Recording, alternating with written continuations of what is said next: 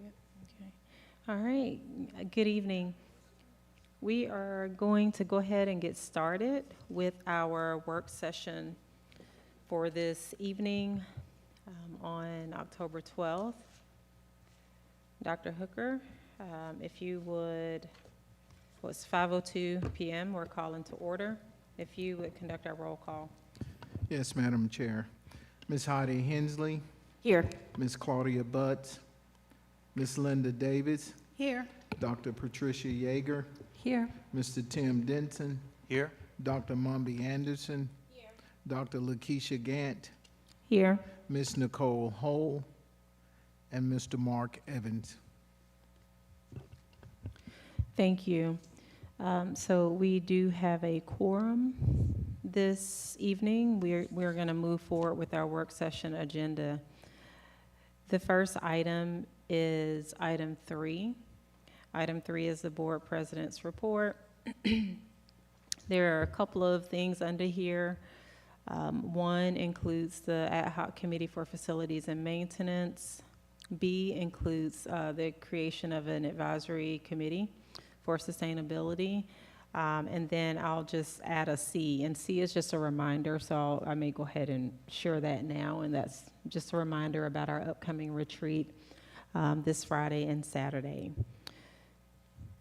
And that agenda has been shared. Ms. Palmer shared that for us, and so that's available. I want to mention these are actually discussion items, but I am going to just add a very brief statement or overview for the ad hoc committee for facilities and maintenance, and I'm going to ask that we talk and discuss more about that on Saturday. We do have it on our agenda for Saturday, but in a nutshell, there are some thoughts around our policy. BBC allows the creation of an ad hoc committee as well as a board advisory committee, which we'll talk about next, but an ad hoc committee for a specific purpose. If you remember, we've had 2 ad hoc committees so far. Since we went away from our standing committees, one was on policy, and that was to review all of policies that fell within a specific date that needed to be reviewed. And that ad hoc committee did a fabulous job getting that task done within the time frame. And then actually we did an ad hoc committee. This may have been towards the tail end of our discussions on committees. So this may have been a little bit further back, but that was the time where we discussed how to celebrate individuals who had contributed significantly to the integration experience of Clark County School District. And that also included the renaming and the process for renaming this, the area after the Nonnellys. And so far we've had 2 ad hoc committees. And this discussion that I'm hoping to have is related to committees, is related to an ad hoc committee for facilities and maintenance. So I will have additional information regarding the scope and whether the board feels that this is where we need to be, particularly after we have received some additional information with the reports on our facilities and maintenance, and how we might use that information really to guide the work of that committee. And so I'm going to ask that we have that conversation a little bit more in more depth on Saturday, but I am open to answering any preliminary questions about the facilities and maintenance ad hoc committee, the potential for the facilities and maintenance ad hoc committee. Dr. Yeager. Yeah, can you talk a little bit about how many board members? It would just be a board member committee, subcommittee of some sort. And do you think, how many board members do you think would be on it, or all of us would be on it, or what are you imagining? Mm-hmm. Sure, and so with Policy BBC, we have to actually identify the scope, the timeline, and the members. And With our previous ad hoc committees, it has not been like a large group, so probably avoiding getting to 4 because that is almost a quorum, but 2 is too little because one person then is half of the committee. And so around 3 individuals is what I have in mind. But again, wanted to talk a little bit more about that. I'm very appreciative, and we are very appreciative of the amount of details that have been shared with us. Very helpful. As you've read through that, you get an idea of what some of the dilemmas are that our district is facing as it relates to really goods, but also services and resources and human resources and costs and things like that. And so certainly there may be some future budget implications, and budget will be here before we know it. And so yeah, 3 people to answer your question directly, but that work will be, should the board and the district be okay with moving forward with that, that work will really center around what the needs of the district are so that we can remedy some of the issues that we've encountered. So I would ask that we consider not only what the needs of the district are, but what our policies and our oaths of office have made us responsible for. And I'm looking to find that way to be more efficient in recognizing when we are in that space and when we have discharged our duties responsibly. Thank you for sharing that. I've noted that, and certainly I'm looking forward to talking more about that.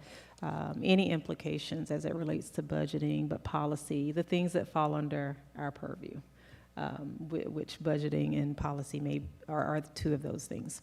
Any additional feedback or questions I can answer?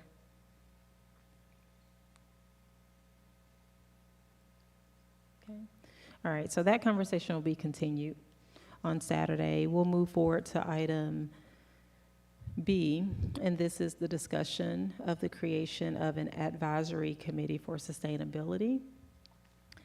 This also, you will notice, is on the agenda for Saturday in the event that we needed more conversation, but there has been information added to provide a better context for, I think, some of the issues that we are facing. Actually, it is related to facilities, but we just have these as sort of separate things.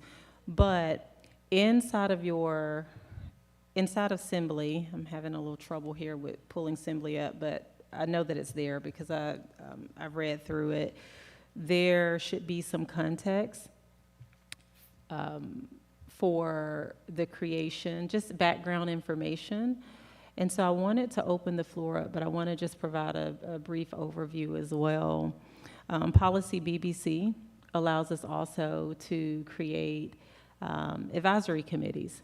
And in much of the same way as with the ad hoc committees, advisory committees, their focus should be specified. There should be a time frame. But with the advisory committees, it actually can include additional people beyond the board.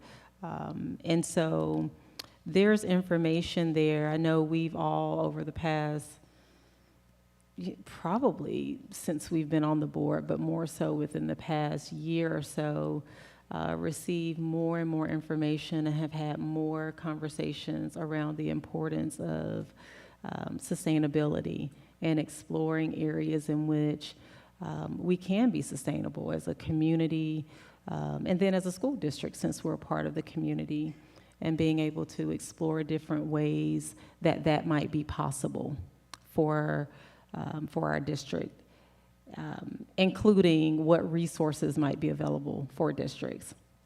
And so last year when we were at NSBA, I remember sharing some information. Some of us sat in on a variety of different sessions, but there were districts there talking about exactly what they had done to get support for sustainability, from funding to going through the process of how they've done that work. There are also school districts that have done this work collaboratively with their communities. And so I want to open up the floor for a discussion, but I certainly want to recognize that this discussion can also be continued related to sustainability and creating a committee for sustainability to look at ways in which we might create more sustainability through our infrastructure, could be through transportation, could be through food. There are a variety of different ways, but also looking at ways we might be able to get support, which is definitely a budgeting issue. And so that information is there. I do want to open up the floor to see if there were any preliminary thoughts or early thoughts. I know many people have been discussing this, and so this is probably our first time officially discussing it publicly, but we've certainly, had our own conversations and just gathered information and looked to find more information on how we can support in this way. So the floor is open. Are there any thoughts around what's been shared, thoughts related to the idea of the creation of an advisory committee? I do want to remind the board as well as the public, with advisory committees as well as ad hoc committees, they are not standing committees. They don't go on forever. They do not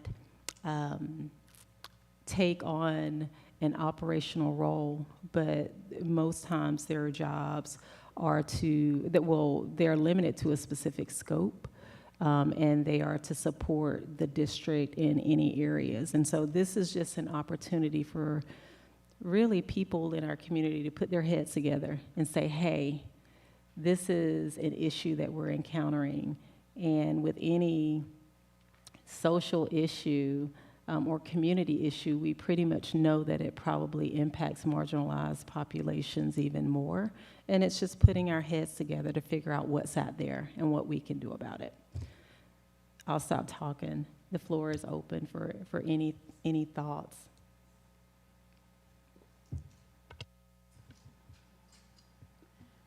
So as the board member who does work on climate change and has been working through the Georgia Climate Project with communities on becoming more resilient to the climate change which is upon us, I get a lot of inquiries about, well, what is the school district doing? I also hear a lot about other school districts who are collaborating with their cities and their universities and making amazing progress, while at the same time not just dealing with climate, but also helping the students be healthier, dealing with pollution and HVAC issues related to respiratory issues that are the #1 reason why a lot of kids don't make it to school. The school buses, I see great EV purchases happening around the state, and we're just barely starting to think about that in this district. I feel like we're in a town where we have a lot of resources, and we're not really taking advantage of both the knowledge and the potential financial support for doing this work. And I get a lot of inquiries, and I don't think this is something that one of us or even a few of us can handle. I think we need to be collaborative, and I support the idea of this committee, which would have board members as well as district staff from maintenance and facilities, because we need them at the table. But we also have a lot of resources in town who could help us with this, whether they're at UGA or in Athens-Clarke County government. And it just feels like within a short period of time, we could bring people together, talk about all the options that are out there, which ones are best for us, because not everything is going to work for us. Not everything can we afford, but there are certainly resources that are available right now that may not be available a year, 2 years, 3 years from now that we're losing out on. So there's a little bit of urgency in my mind. There's grant possibilities out there. We want to make sure we're getting our fair share. Title I districts are being prioritized right now. I don't know if that's going to continue on in the future. So I see this committee as a way for us to get started and have the conversation with the people who actually know what we can do together and make the priorities, and then hopefully this committee would then make recommendations to the district and to us about what the best choices would be. But I wanted it to be collaborative. I think we want to be collaborative. We don't just want to vote on a resolution and then shovel it over to the district to do the work themselves. I think we have the expertise among the board members and among the community that we could do this collaboratively. That would be my suggestion, and we should get started as soon as we can. So if possible, I would like to vote on this tonight, if there's a way to see if there's consensus from the board. Thank you. Ms. Davis, and then Mr. Denson. Okay, thank you. I really appreciate the extraordinarily elaborate and complete presentation that we got in the write-up about this. I was very impressed with that. But that also lets me know that I feel like, I don't know that we're the start of this. I know that we are certainly participants in this whole concept of sustainability, but what I don't know is this something that this community would need to embrace for it to be effective? Or are we simply looking at it from the purview of the schools, facilities, and our policy, our strategic direction that has yet to be defined for something like this? So again, to have a sustainability committee, I would think would follow a position from the board or the district that would say this is something that we value and find critical to our needs. Now, that being said, I haven't left, you know, our number one job, which is educating the children. And so I want to have more information, more data to substantiate this. I know that money's out there. Money always drives people. And I am excited about the idea of green living. I'm a country girl, so I'm really good about being in the dirt, being close to the dirt. I think everybody should be close to the dirt, because if you don't know where you came from. But the other piece of that is there has to be some objective view that makes this relevant to our strategic direction for the next 5-10 years. And so I'm looking for our 5-year plan, our 10-year plan that identifies this as a priority and puts it in priority. Because I don't know that we can go to sustainability if we don't yet know how we're going to educate our children. And if we don't yet know where our facilities stand, or are we doing the right model for educating children. So there's something else that I feel like needs to precede a sustainability direction. Definitely one I would support, but I'm not sure that this group should convene that. I think we do need that influence and that input from other people. And so I had the joy and pleasure of working on with Envision Athens when it first started, and this sounded like the perfect thing, because that group was able to convene everybody that touched a subject, and then all of those experts got together and they boiled it down and did all of the early, parsing of information to get it to something that they could present to the community, and the community could then respond to. So I'm looking for something that definitely touches all of the people that you talked about. And UGA could do it you could do it in your department, right? And so I would love to see it be something that was driven not by the school district, because we don't have that reach, but by a larger community effort where people can bring their needs to the table, or we can be made aware of our needs that we don't know about yet. So that's kind of where I live. Participants, but not the drivers. Okay. Thank you. Mr. Denson. Thank you, Madam Chair. I do support the creation of this committee. I would personally prefer for us to go ahead and adopt the resolution that was, although we probably need to tweak it some, that was written to us by the community, which involves one of the follow-throughs as creating this committee. But I'm honestly on board with whatever a majority of this body wants to move forward in this direction, because I feel like it is imperative that we do so, and that honestly we are a little behind the ball on this. We're late to the game, and we definitely need to moving forward. And to me the big thing is the end goal here would be to create a sustainability plan for the school district. And that's because we need to make sure that we're building schools that are not only sustainable, but resilient, that are going to be able to put up with the changing weather systems that we're seeing, where we have these massive microbursts and more intense flooding, tornadoes, these kind of things, but also the fact that energy systems, electric systems go down. And by having our own battery systems instead built upon sustainable energy, it makes our schools more resilient and safe for our students. And also, to me, it's about cost too, honestly. If we're moving to a way that where our buildings and our schools are more sustainable and more energy efficient, where our HVAC and heating systems are, those can be massively more efficient, and the cost savings over a child's lifetime of 13 or more years in our school system is huge. And by us removing that cost that has to go to pay for electricity, or because of whatever it is, for thinner windows, so therefore it costs more money to keep that classroom cool or hot. By all that money that we save from that is money that we can put instead towards their academic achievements. So to me, the sustainability plan is completely tied in and wrapped around with our ability to ensure that our students are getting the best academic outcomes also. Plus, to me, even the bigger thing is what are the impacts of our actions, what kind of world is that creating for when these students become adults? When these students are sitting in these seats instead making decisions. I want to make sure that we're making choices for a sustainable world. And right now we can look around again at what's happening with rising sea levels, rising temperatures, just kind of much more intense weather patterns.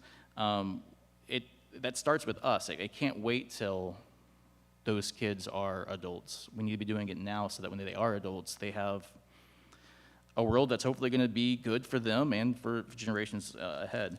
And this is something that UGA did almost a decade ago, making their first sustainability plan, I believe. I think it was in 2015, and that Athens Clarke County did a few years ago. And yeah, we definitely need to make sure it's tying into those plans and a more of a community whole-wide vision, but we need to make sure that we're doing what we have control over, which is our own facilities, our buses, those kind of things. And I think definitely striking now while there's money out there. So I think in August, I think was the last batch of EPA's electric buses that, and I'm not sure if we put an application in for that or not. But I definitely want us moving forward as quickly as possible. Our students want to. If we go into these classrooms and talk to these kids, no matter what age, they're very aware of environmental advocacy and action. They're aware of the world that they are going to inherit. And so I want to make sure that we're being good stewards for them. So if this is the way that this body wants to move forward with the advisory committee first before passing a resolution, I'm fine with that. And if so, I would definitely be happy with us voting on it tonight. Thank you. Ms. Hull. So I'm really, hi colleagues. It's been a while since I've seen you all in person at a meeting. Hi. So I am really enjoying the different perspectives of my different colleagues on this issue. What would be very helpful to me is to also hear how this particular advisory committee will fit in line with the strategic plan, and how does Dr. Hooker feel.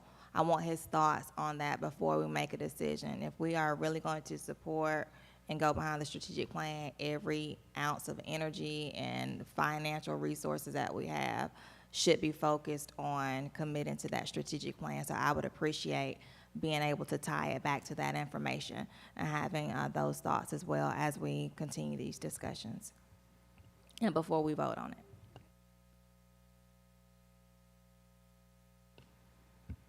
Thank you for sharing that.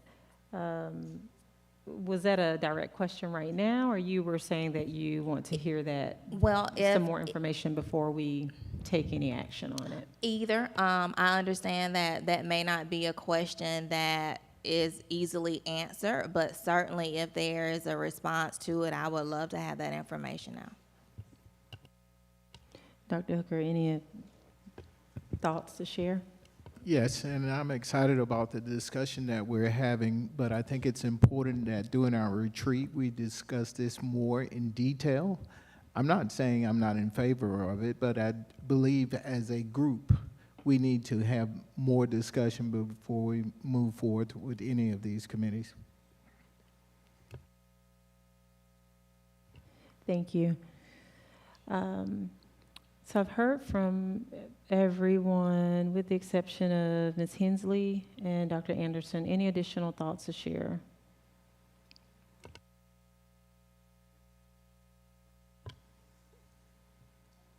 So I totally support the concept and the idea of us being sustainable 100%. I do believe that that is important work. I do think there possibly does need to be more discussion. Like I sit here on the board and I'm very concerned about our graduation rate and our literacy. And I feel like sometimes but my torn part, I know I'm going to go in several different directions. I think that we put a lot of energy and time into issues that do not directly relate to that, and so that bothers me a little. Having said that, I do believe in climate change, and I do believe that this is very important work, and I'm concerned that we are on a timetable because there are grants and funding that need to be, I guess, grabbed right now. That's important. And so I don't want to drag our feet on something and lose out on finances and money that we could possibly get right now to help create a sustainable environment for our kids, but I also don't want to lose the focus of our literacy and those issues too. I don't know what the fiscal piece is, like how much money. I guess I would be interested to know what kind of funding we can get, and you can touch on this, Tish, like what kind of grant funding we could get, how much we're putting into this, just at a critical time where I feel like we're trying to turn the district around with our literacy and those types of things, like just where the energy. Having said that, I also think it might be, and again, I'm swirling in basically every direction, I do like the idea. I don't like the idea of subcommittees. I'm going to put that out there because I feel like that's where we've gotten in trouble in the past. However, I do like the idea of taking the pressure off of the district to do this independently. These are discussions we've had, whereas the community involvement and teacher involvement is not a bad idea to do the work that we need to do to push it forward. So basically, I've argued both sides of the argument, and I apologize for that. I really do, but I am torn. I'm torn on what our priority is in this moment, and if we could get a little more information on that, maybe it would help me, I guess, get through sitting in the middle of this. That's really, I didn't help anything. I apologize. Thank you. Dr. Anderson. I'll keep mine short and sweet. I absolutely support an advisory committee because I think having the perspective of community members would be super helpful to the district and the board. But we need to answer the questions on policy BBC before I think we can move forward with a vote. So I don't support doing a vote today. I support having a conversation, answering the questions on policy BBC that does actually allow us to follow through on the policy itself, and then doing a vote. So due diligence. Can you talk a little bit more? I think we've heard from everyone at this point. I just want to, before we, if it's, I hear the general consensus that there is support, but that there's a desire, I think, at least by 2 or 3 of our members to talk a little bit more about it on Saturday, as well as the superintendent. I do want to ask, I want to clarify, just so should we go in that direction, what specific questions, Dr. Anderson, you mentioned that there were questions in policy BBC that were not addressed. if you don't mind, I mean, you may not know them right offhand, but if you don't mind sharing those at some point so that preparation can be made to address those questions. So in that, the document that is attached to the assembly agenda, it pieces out the year-long process, and it pieces out what the charge of the committee would be. But I would like to go into conversations about specifically those 4 things so that we all have a very clear understanding with the district superintendent, and everyone has a clear understanding of what those things are, and if they are directly responding to those questions in BBC. Like, we need to talk about that and just make sure that we are all on the same page before we have a vote. That's what I was saying.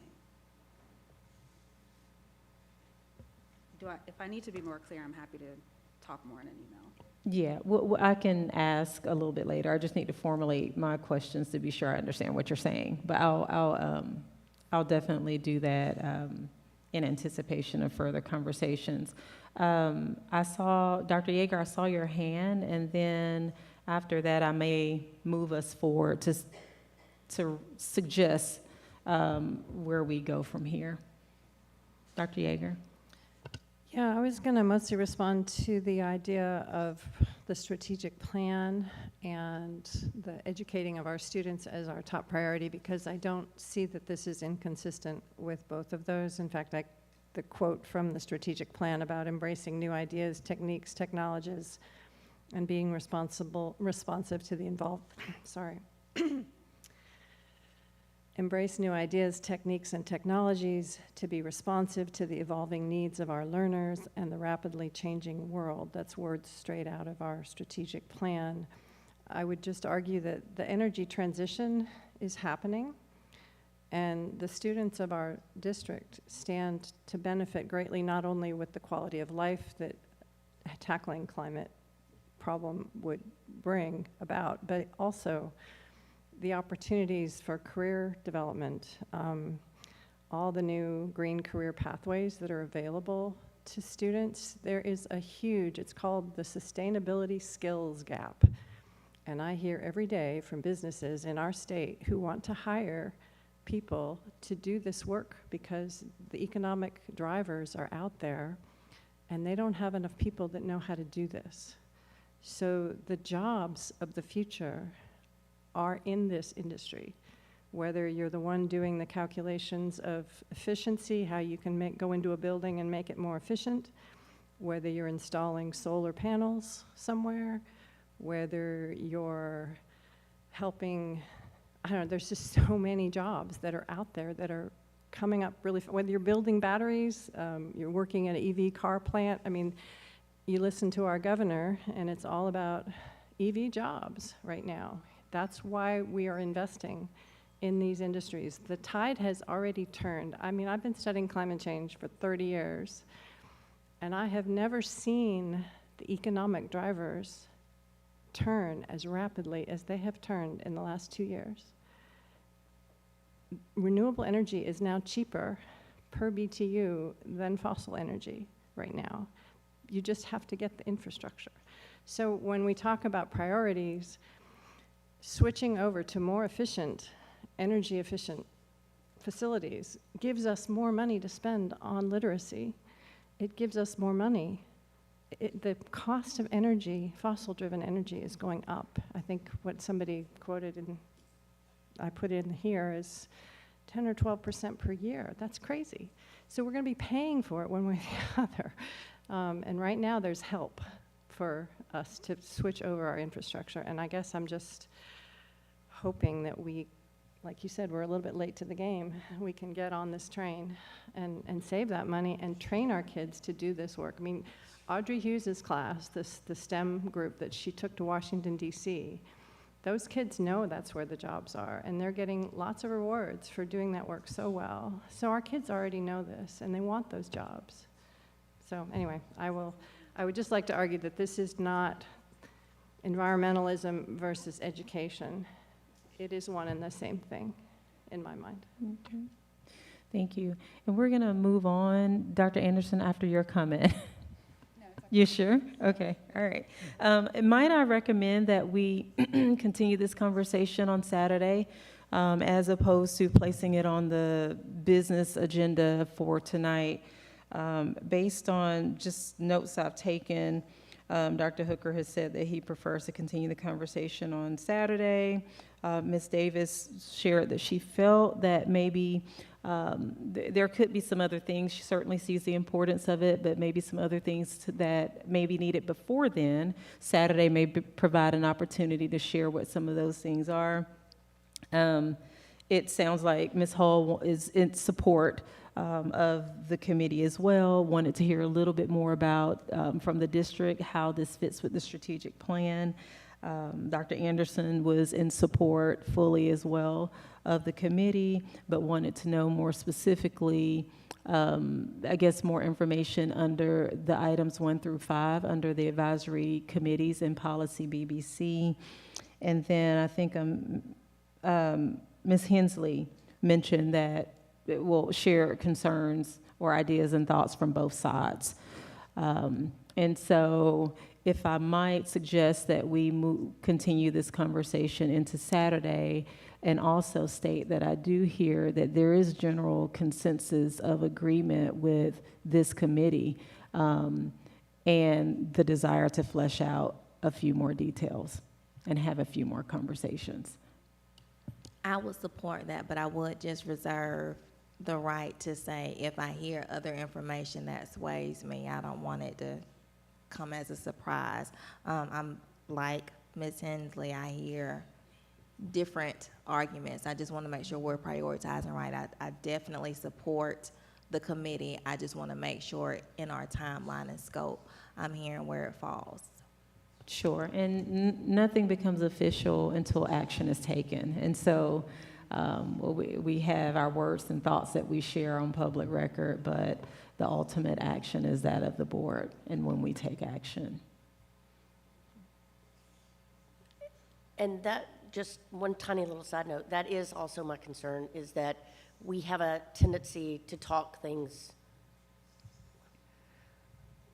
to death. Yeah. And maybe, you know, I think we are kind of all on the same ship, and I hear you. But hopefully we can quickly move forward with this as we get through Saturday. I just want to put that out there too. I feel like we swirl and kick the can down the road a lot. Yeah. Well, and the thing is, we're in control of that, right? We're in control of how often and how long and how quick we move, and take action. Dr. Gant, could we vote to have this committee created with a certain scope on Saturday, or we would have to wait till the November board meeting? I'm thinking that maybe our November board meeting, but Mike may be able to speak more to that. I know we have a couple of operational things on there. Ms. Palmer? If you read the policy, you nominate members and take action on the members. Okay, and that members would be a part of the committee? If you look at BBC, I'll pull it up. So I'm just trying to clarify, we still have to take action, some form of action. On members. You Yes. nominate members, and then the board takes action on the members, not the actual Committee. creation of the advisory committee. Thank you. Okay, that just sounds totally backwards to me, but okay. Yes, and she's provided Yeah, that. that's the policy. We did it for the regular advisory committee. We did it for,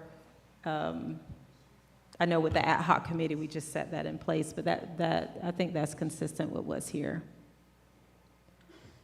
All right, I'm going to move us forward. Thank you all for engaging in dialogue around this. Looking forward to continuing those conversations on Saturday, along with other conversations as well. Item 4, this includes all of our informational board community reports. And so we'll start with just that first report. Were there any questions or additional feedback?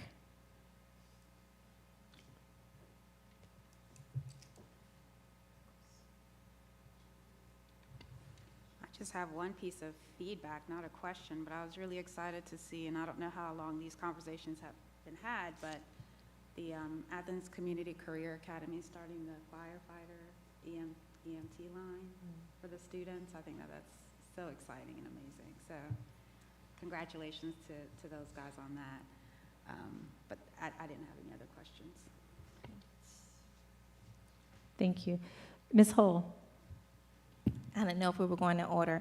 Kind of similar to that, not any question, but in terms of the Athens Career Academy report and just going through it, noticing the placement exam, I think it's on page 2, looking at the accelerated career option, and just going through and looking at the different things that are offered. I learned that there's a placement exam for Athens Tech that doesn't require you to have a timed test, and that's available to our Ccsd students, which may be of interest to our exceptional students that may not have accommodations on some of those other tests. So I bring that to say I don't know if that is a piece of information that can be used to increase our engagement with our exceptional students and our enrollment of having them be able to participate in the Career Academy. I know once we get into our presentation, we're gonna look at the achievement gap and the data. So that is what came to mind when I reviewed that, so. Okay, thank you. And that's for, to be clear, that's for item B, the Community Career Academy report, Ms. Hall? Yes, and it was just on the second page and looking at the options for completing the high school completion to career path.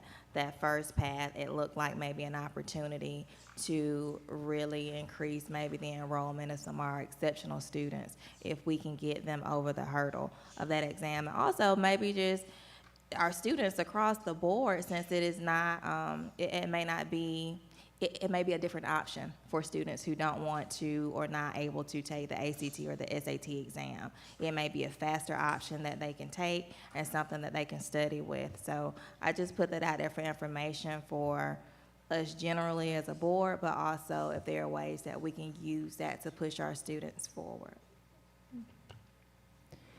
Thank you for sharing that. Let me just circle back, just being sure there were no questions or additional comments for Early Head Start.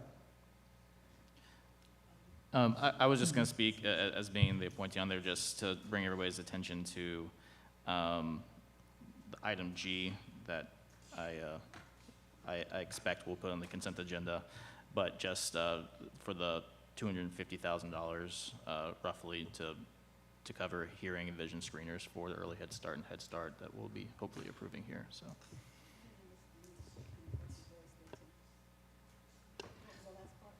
That it's for technology and screeners for vision and hearing for Early Head Start and Head Start students. Mr. Denson, can you clarify, am I overlooking that? Is this a part of the, is this a part of the 4A? There it goes. No, this is on, right now, items for consideration, business items for discussion. G. Item G, thank you. Okay. So I want to be sure there are no additional questions for A, and then when we get to G. No, I was just saying that is under the purview of A, one of the things that we discussed for Head Start and Early Head Start Gotcha. Policy Council. Okay, okay. Okay. Any additional thoughts related to A or B? All right, the SPLOS monthly report.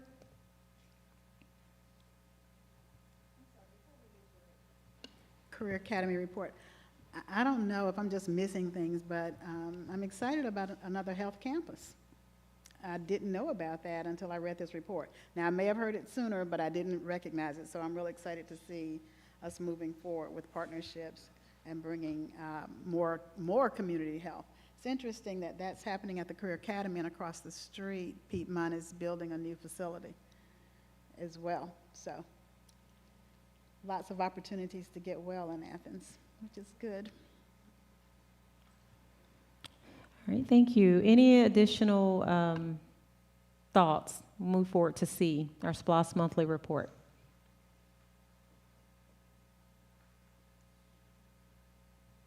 All right, the Community Oversight Committee report.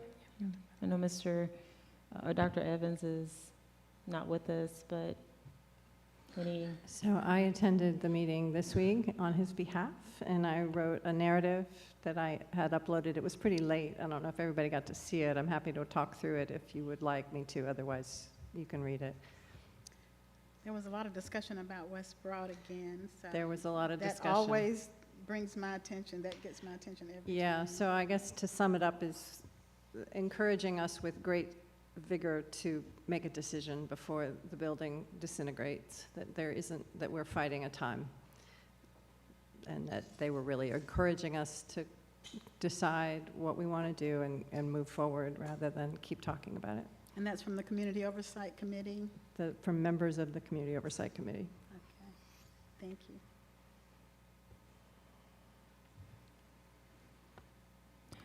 All right, moving forward to item E. I did not see a report. And Yeah, I didn't upload a report. We did meet on the 19th. It was the Strategic Philanthropy Committee meeting. And a lot of what was discussed was how these fund holders could have a personal experience. They're coming up on their 15th year of business, and they're trying to get these fund holders. They are partnering with Clark Central High School. The FFA for Clark Central is doing a wreath-making class with a lot of these fund holders, so that's kind of tying us into the community foundation. Also, they're doing, because it is their 15th year, 15 acts of kindness, and there was talk on how to kind of incorporate Ccsd in that as well. That hasn't totally been fleshed out, how they're going to kind of promote that. And then the other thing was, it was pretty fascinating because in the 2 months, which is, these fund holders give to the community and they specify where they want their funds to go. And basically from August until the current period, the Community Foundation has given $760,000 to educational resources. Not all of that is Ccsd.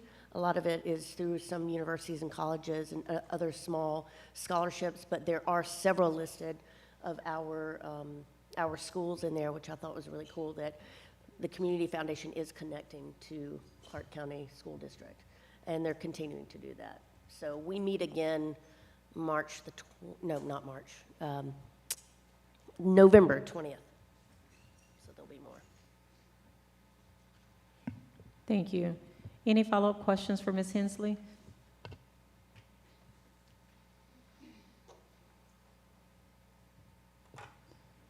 All right, we'll move forward to the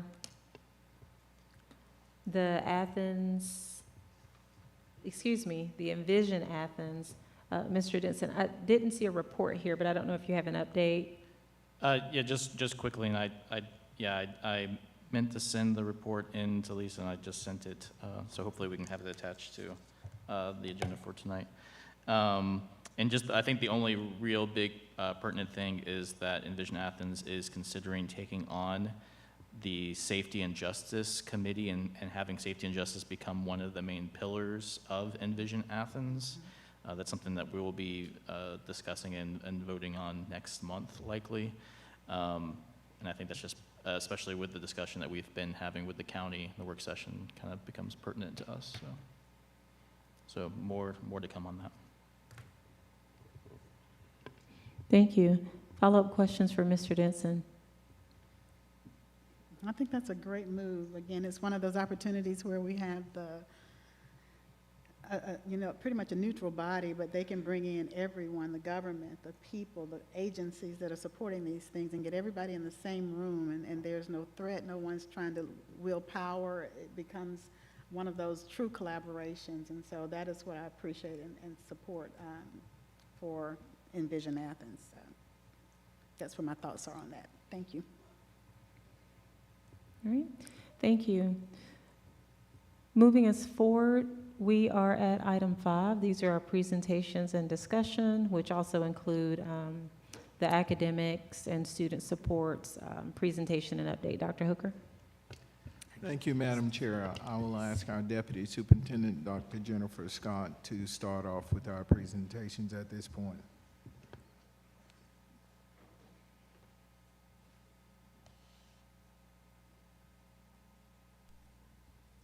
All right, thank you, and good evening, board members.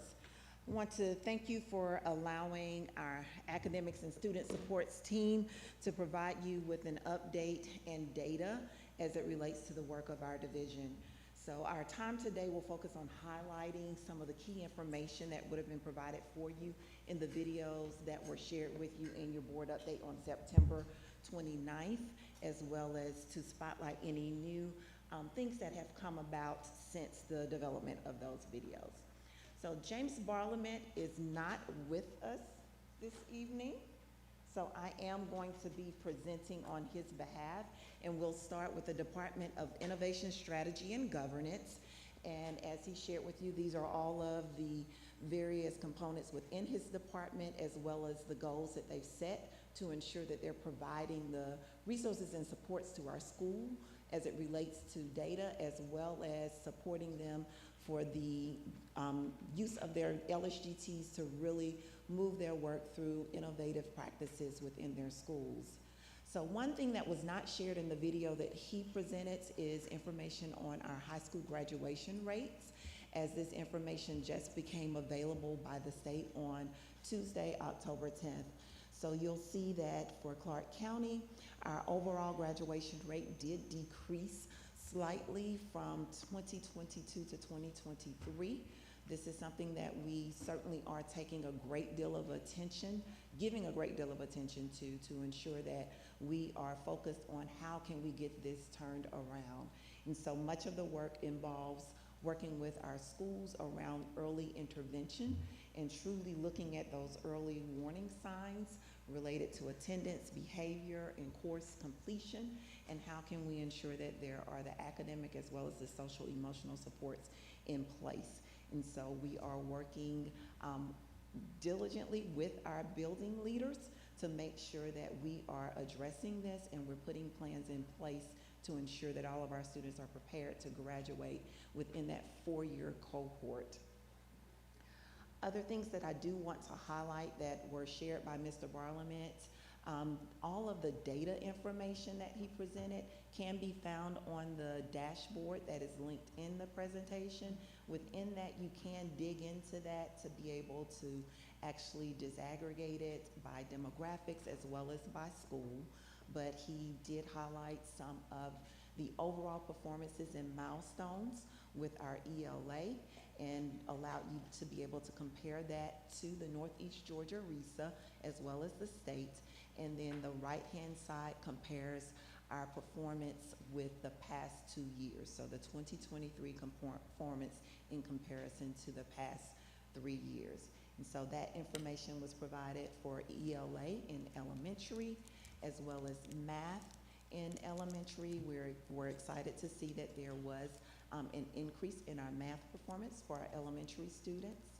When we look at our middle school ELA, once again, we did see an increase in the performance of our students there.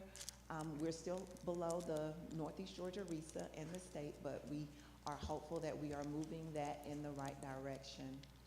For our math, I want to highlight for middle school, and he did this on the video as well, that the end of course is for students who did not take algebra. So that's why you see 2 separate slides for the math. So for our students that did not take Algebra 1, then you'll see that we did maintain about the same level of performance as the previous year. When we look at our students that did take Algebra 1, not only did they increase as far as the percent of students performing proficient or above, but we also increased the number of students who are taking the Algebra 1 course in middle school from 96 students to 120. As we look at our high school American literature, this is the tested literature course that typically is taken. It's also known as our 11th grade literature. We did see a decrease in performance on this particular assessment. Bringing your attention back to Algebra 1 as it relates to our high school performance, the comparison, I'll remind you of the comparison over to the left, which includes Clark County, RESA, and the state, includes our 8th grade students as well. So that's why you see a difference in the overall performance in that graph as opposed to the graph to the right, which compares our performance across the years in Clark County. That is high school only. And so you'll see the percent of students performing at proficient or higher on Algebra 1 who are classified as high school. And then I want to just highlight within iReady and remind you that as we look at our fall scores for iReady, this is the diagnostic that tests students based upon their current grade level that they have entered into. And it's testing them on standards that will be taught throughout the year. So we do expect that by the end of the year, that green space will expand significantly as students are provided with instruction on the standards within that grade level. We are happy to see that our the summer slide is not as significant as what we've seen in the past, and that students are retaining information that they've learned in previous years and we're seeing greater numbers of students who are coming into the grade level already performing at or above grade level in the area of reading. In the area of math, then we are continuing to see that as well. And once again, we would want to see that green space grow as we take this assessment mid-year and again at the end of the year. And the last thing that I do want to highlight within this division is just the LSGT membership. We are currently at 86% capacity. This is 3% over where we ended last year. The goal is to make sure that we are at 95%. So if you know of anyone or if you want to share this out, then there is a survey that can be completed. This survey can be found on the website as well as at this QR code for those who may be interested in joining our teams that are still needing members, and that includes Classic City, Coyle, Gaines, Hillsman, Whitehead Road, and Winterville. So that is our report from the Innovation Strategy and Governance Department. At this time, I'll turn it over to Jennifer Martin with Teaching and Learning.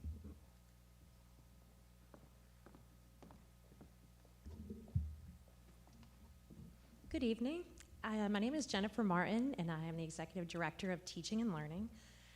I know I was able to provide a video for you, but I wanted to give you an update because so much is happening in teaching and learning. It's an exciting place to be in Clark County right now. For updates, we recently had our Wit and Wisdom walks at most of our schools. We'll finish those early next week. And what was wonderful about them was actually seeing that resource in action. And so we had teams come, and certain schools would come and join up with another and be able to walk and observe teaching and learning in action. And we actually received feedback from our folks at Wit and Wisdom suggesting that the Clark County School District is a model district, and this is a curriculum that's national. And so it was very exciting to see students responding to the facilitation of that resource. And so I would say Wit and Wisdom is going well. Teachers are getting comfortable using it. And while there are lots of questions with any new resource, what I can tell and our team is really seeing is a positive direction with it. And most importantly, students responding very well to the new curriculum. In addition, we're always focusing on the district plan and aligning our work with that, and specifically with year one priorities. Another recent update is that even today we had a meeting surrounding our 16 career clusters and getting our elementary schools that our students really that exposure to what's possible for them in the future. Jobs we don't even know are going to be created and welcome for those students to take part in those fields. And so really focusing some of our work to increase the excitement for the Career Academy, for work-based learning, for dual enrollment opportunities, getting all of those ideas talked about at a younger age and exposure increasing over the next 5 years. Our ambassadors will be in place in January and really doing some great things for our elementary school students. Also to tie with literacy, we will starting to talk through a new resource for grades 6 to 8 and also grades 9 to 12 to continue that work with Tier 1 instruction at our secondary levels. One of the things that we do collectively is meet monthly. Specifically, those monthly meetings have gotten very exciting because there are multiple projects to support making sure our priorities are aligned with the district plan. And on top of that, I meet with individual curriculum coordinators. And even today, we paired some together who are working on common projects and themes. And on those one-on-ones, we're just making sure that our own individual goals are tied to the school improvement plans that support the district plan. So far, what we have going is certainly feeling successful, and really there's some collective efficacy within teaching and learning, getting our curriculum coordinators supporting those coaches and seeing that success in the classroom. Just a few kind of nuts and bolts as to why there's success here. There was a lot of focus, obviously, on the literacy initiatives, and this just kind of details some specifics for what's happened with support. We had the summer literacy sessions, and in addition, we had professional learning on the 28th of July and September 5th, specifically surrounding not just the Wit and Wisdom resource, but also closing those gaps with phonics and reading instruction for our upper grades as well. And I just referenced those Wit and Wisdom guided observations. Those were powerful, not only for the team that went, but also for those leaders in those buildings to know what areas those teachers may need more support in, and then our team can continue to lend that. And finally, this was a career and technical CTAE update, and I know Dr. Ramirez left a video as well. Mentioned earlier, though, was pathway completers, and the ability to have students really know what they're interested in pursuing. And there's a real specific priority related to that with the class of 2024. And so we're working on making sure students' schedules are lined up for success that makes sense for what they want to do when they finish school. Okay, now we'll have Tessa come on up.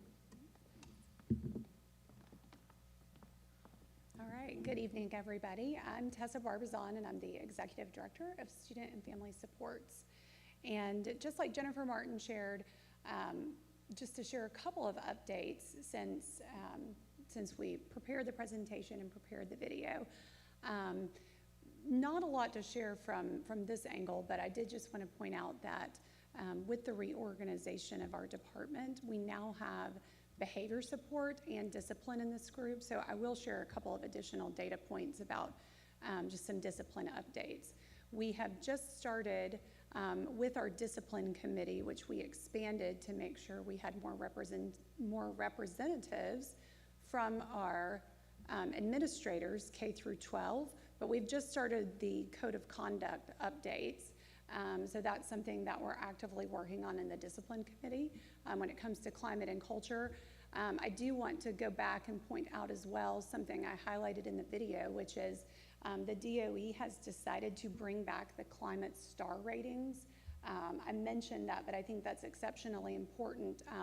It's surely will be a heavy focus for our department, but that climate star rating is that comprehensive rating that looks at attendance. It looks at a couple of the responses that students give on the Georgia Student Health Survey. It also looks at discipline data, some of those state reportable discipline items that go to the state. And another big part of that too is the PBIS implementation at the schools. So I'm also very excited to share that all of our schools have been recognized by the DOE for having a PBIS program. So we hope to continue to support those schools to increase their rating. Also very proud of Winterville Elementary School. It's our first school in our school district to have a distinguished rating, which is the highest rating you can get from the state for PBIS. So we're very excited at the PBIS work that's happening in our schools.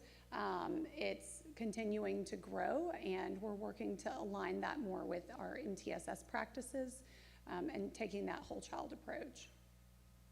I will also say something we shared with the discipline committee that's not included in this slide is that our number of hearings or students that are going to a hearing, it is down both in cumulatively in this first quarter, but it's also down month to month for students that are going to going to disciplinary hearings. So that was some data we were really excited to share with the discipline committee, and I wanted to share that with all of you as well. This is something that I elaborated on more in the video, but this just goes over our plan for restorative practices going forward in terms of supporting schools and our district-wide approach for this work. Restorative practices continues to be a huge priority for us, and making sure that we've got a tiered approach that we're taking aligned with our PBIS and MTSS work. I'll also say that with our wraparound supports that we continue to provide, we're seeing growth in those partnerships. I know I talked a little bit about our Handle with Care protocol. We're continuing to strengthen our partnership with the Athens-Clarke County Police Department to make sure that we've got great communications and systems in place to have that trauma-informed approach, and that we can provide support to our schools and to our students and have those connections between what's happening in the community and their homes and how we can support them in schools. Very important that we have these partnerships and we have these protocols in place to make sure that our students are getting on-time support from these positions that we have, like our trauma-informed specialists, our school counselors, and such. And then I think Ms. Davis mentioned this as well, but very exciting news that we have a grant. We have 2 grants that we've been approved for to open up 2 new health centers. I will say that we were limited in our availability on schools that we could apply to have a health center placed at. So it's actually, the health center will be serving the H.T. Edwards campus is what the grant is for. It was specifically approved for Classic City High School, and we've had some other folks kind of question, what that looks like, since Classic City is a modified site in terms of the enrollment numbers, but it will actually be able to serve the Early Learning Center that's on that site, all of ACCA, and we're also looking at having a partnership where even the Career Academy students in the healthcare pathway will be able to get some of their internship hours, doing some of the work like the medical assistant work and even some of the phlebotomy type work and things like that. They will actually be able to partner with the health center to do that. So it'll be really exciting to have it on that campus for that reason, and it's going to serve such a wide age range of students. So we're actively working, we're in the planning year for those grants. We will have to apply for the full grant to move forward with actually doing the build out with the health centers. And I will just say also, we just finished a huge immunization audit across the district and statewide too. And to date, this year, we had one of the lowest numbers of students out of compliance when we hit that due date that we've had in years. And a lot of that is due to our increased partnerships that we've had with DPH. We actually have had DPH go out to schools and provide on-site vaccines for the first time. So that's been fantastic. They went out to Clark Central, they went out to Coyle, and that's in addition to the access that students have to vaccines at our health centers. And that is all I have in the way of support services updates. Thank you very much. Good evening, board members. I am Jacinta Henry. I'm the Executive Director of Special Education. All right, so in special education, I can just tell you we are working overtime and double time, trying to increase instruction and instructional practices across the district. So we're focusing in 2 areas. That's our co-teaching and the implementation of the Gold Book Toolkit. So I want to thank you again for approving that. As a highlight, we do have the 15 schools that I discussed in the video, but I want to make sure I emphasize that the schools that aren't participating now, they participated last year. So those 7 schools, what we're doing with them that participated last year is our coordinators and myself, we are sitting down with those building leaders and team leaders to actually look at what their needs are based on and aligned with their school improvement plan and targeting what they need. So one thing, here's a highlight. Last night, I actually sat down because what we realized in those conversations that some of our special ed teachers really need support with scaffolding. So I am designing a PL that I will implement on Tuesday to talk about what does that mean. Also, we're going to further detail and go into depth about what do we mean when we say high leverage practices rather than just tossing around a word. So we're going to go really deep into what that means, what it looks like in those 4 areas of collaboration, feedback, behavior strategies. So as we're talking about the co-teaching models and identifying the models, we really need to go deeper into what are those practices that needs to happen in the classroom.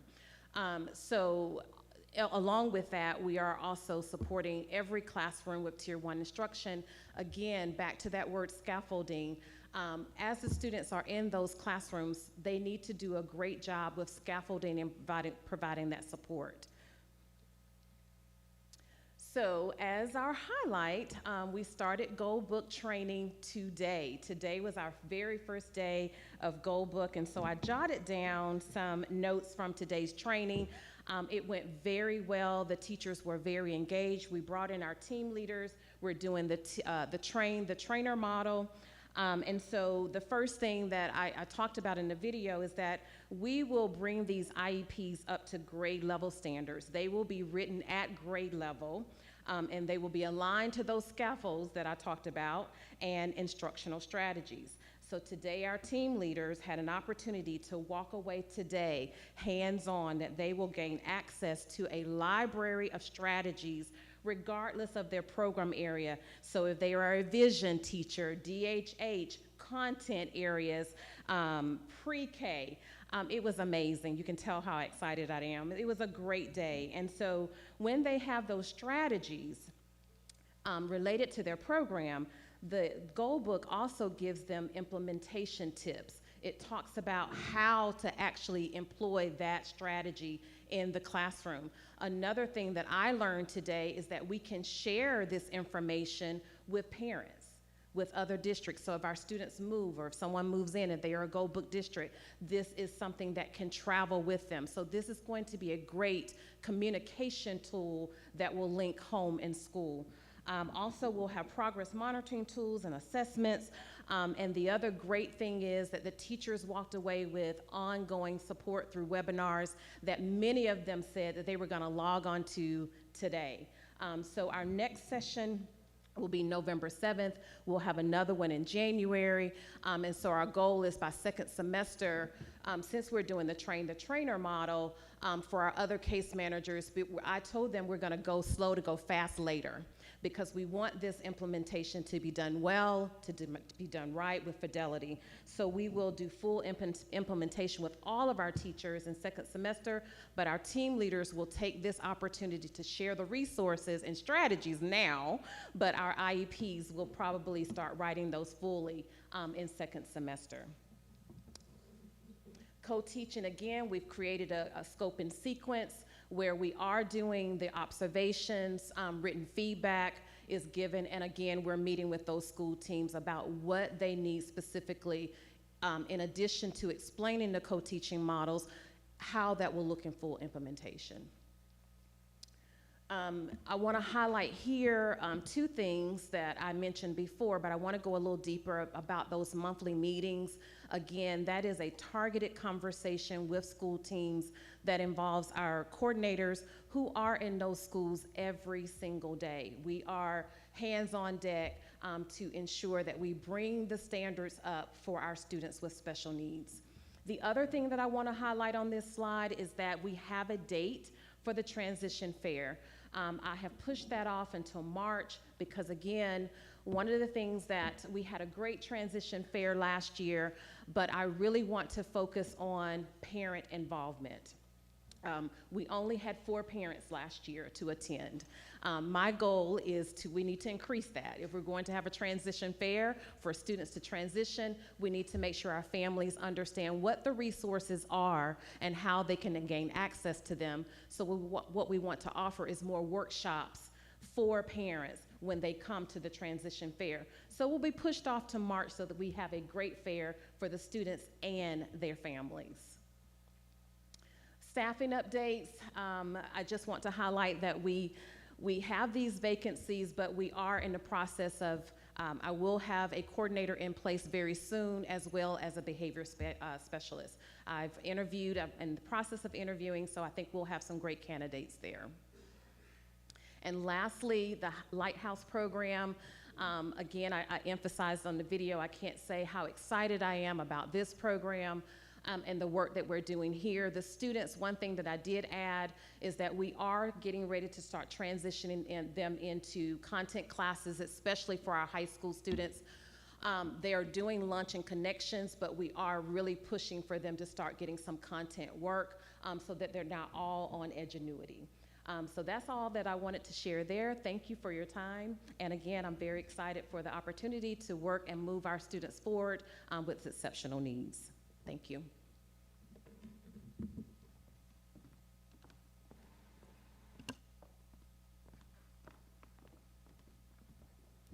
Good evening, board members. My name is Donna Elder, and I'm the Executive Director of Federal Programs. And I want to highlight some great things going on, because usually we're just talking about the money here, but I'd like to talk about how that's really impacting students. And so I want to start with, we are a Title I school district. That means all of our students do qualify and benefit from federal funding. Some of the great things that we're doing that I wanted to highlight tonight, it's parent-teacher conferences. It's this week, and I just looked on my computer about 5 minutes ago, and we've had 7,705 families sign in-person conferences across the district. So that's a huge win for all of our families, and very excited about that. This was an initiative that was cross-functional. We decided to move to using an online sign-in that also offered parents an opportunity to give feedback about that conference. And I can say that 88% said that it was a valuable experience. So that's some good, relevant news right now. Let's talk a little bit about how do we get the funding. It is required every year that we complete a consolidated application, which is basically the district improvement plan. This year, I was very fortunate to be able to, alongside Dr. Hooker's team and the Glissy team, really use the feedback as Dr. Hooker created our strategic plan with stakeholders. We were able to gather that input, and so I feel like it's more aligned than it's ever been to the real work that we're doing. This year, we have brought in our funding. We have approval across all of our federal funds, which means those are available, and we are using those funds now to impact students. Some of the great work we're doing with after-school programming is our 21st century programs, and we've put a real focus on getting strong programs for after-school. We have a Fork to Farm program going on at elementary and middle school after-school programs. They're doing hydroponic farm-to-table food. They're growing lettuces right now, and they hope to bring about the greens and be able to have a Thanksgiving feast kind of using their own food, so that's exciting. We have chess going on at both elementary and middle after school, and we're also doing STEM kits. Those kits are the National Inventors Hall of Fame, and so these are very fun, exciting individual kits where they're actually walking away with products that they're inventing and creating. We are doing debate, and then the Urbanary is a CTAE career exploration program at our middle schools that really lines those students up to know what career paths are available for them as they move to the high school. So an ESSER update. I think we spoke just briefly a couple months ago about the fact that the final ESSER ARP 3 did end on September 30th, so that was the end of that grant. It is going into carryover, and that carryover funding will run through this time next year. We have earmarked all of those dollars, and We fully intend to expend 100% of those by September 30th of next year. And then finally, a great way to bring in the Johnny Lay Burke School. They were just named a 2023 Title I Distinguished School, and they did that because they were in the top 5% of the state with the highest absolute performance for all student groups combined in ELA and math. So that's a huge win, right? So I hope you'll congratulate Principal Neal and her staff and all the hard work they've done. This was very exciting. They're actually applying for the state level to be one of the 2 schools to represent the state at the National ESEA conference. So that's all super exciting news, and we're super proud of our Johnny Lay Burke School. And I think that sums it up. Dr. Scott can take your questions. All right, thank you. And we will open up for any questions at this time. I'm going to say I enjoyed the video. I'm sorry. I can speak? Great. I enjoyed the videos. Thank you so much. I'll get to watch them again now that I've heard you speak as well.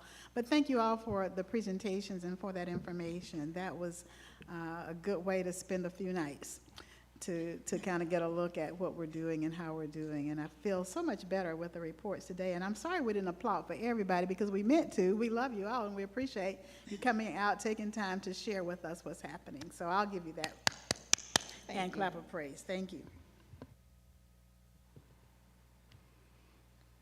Ms. Hull? I have a couple. And so I'll just ask them, and y'all can decide who to read them. So when I looked at the information about the data and the ELA scores for our elementary school students, that was disheartening. And looking at the wit to wisdom, that, as I understand it, I got a different level of feedback. The feedback was of a different flavor from what I understand from the tab.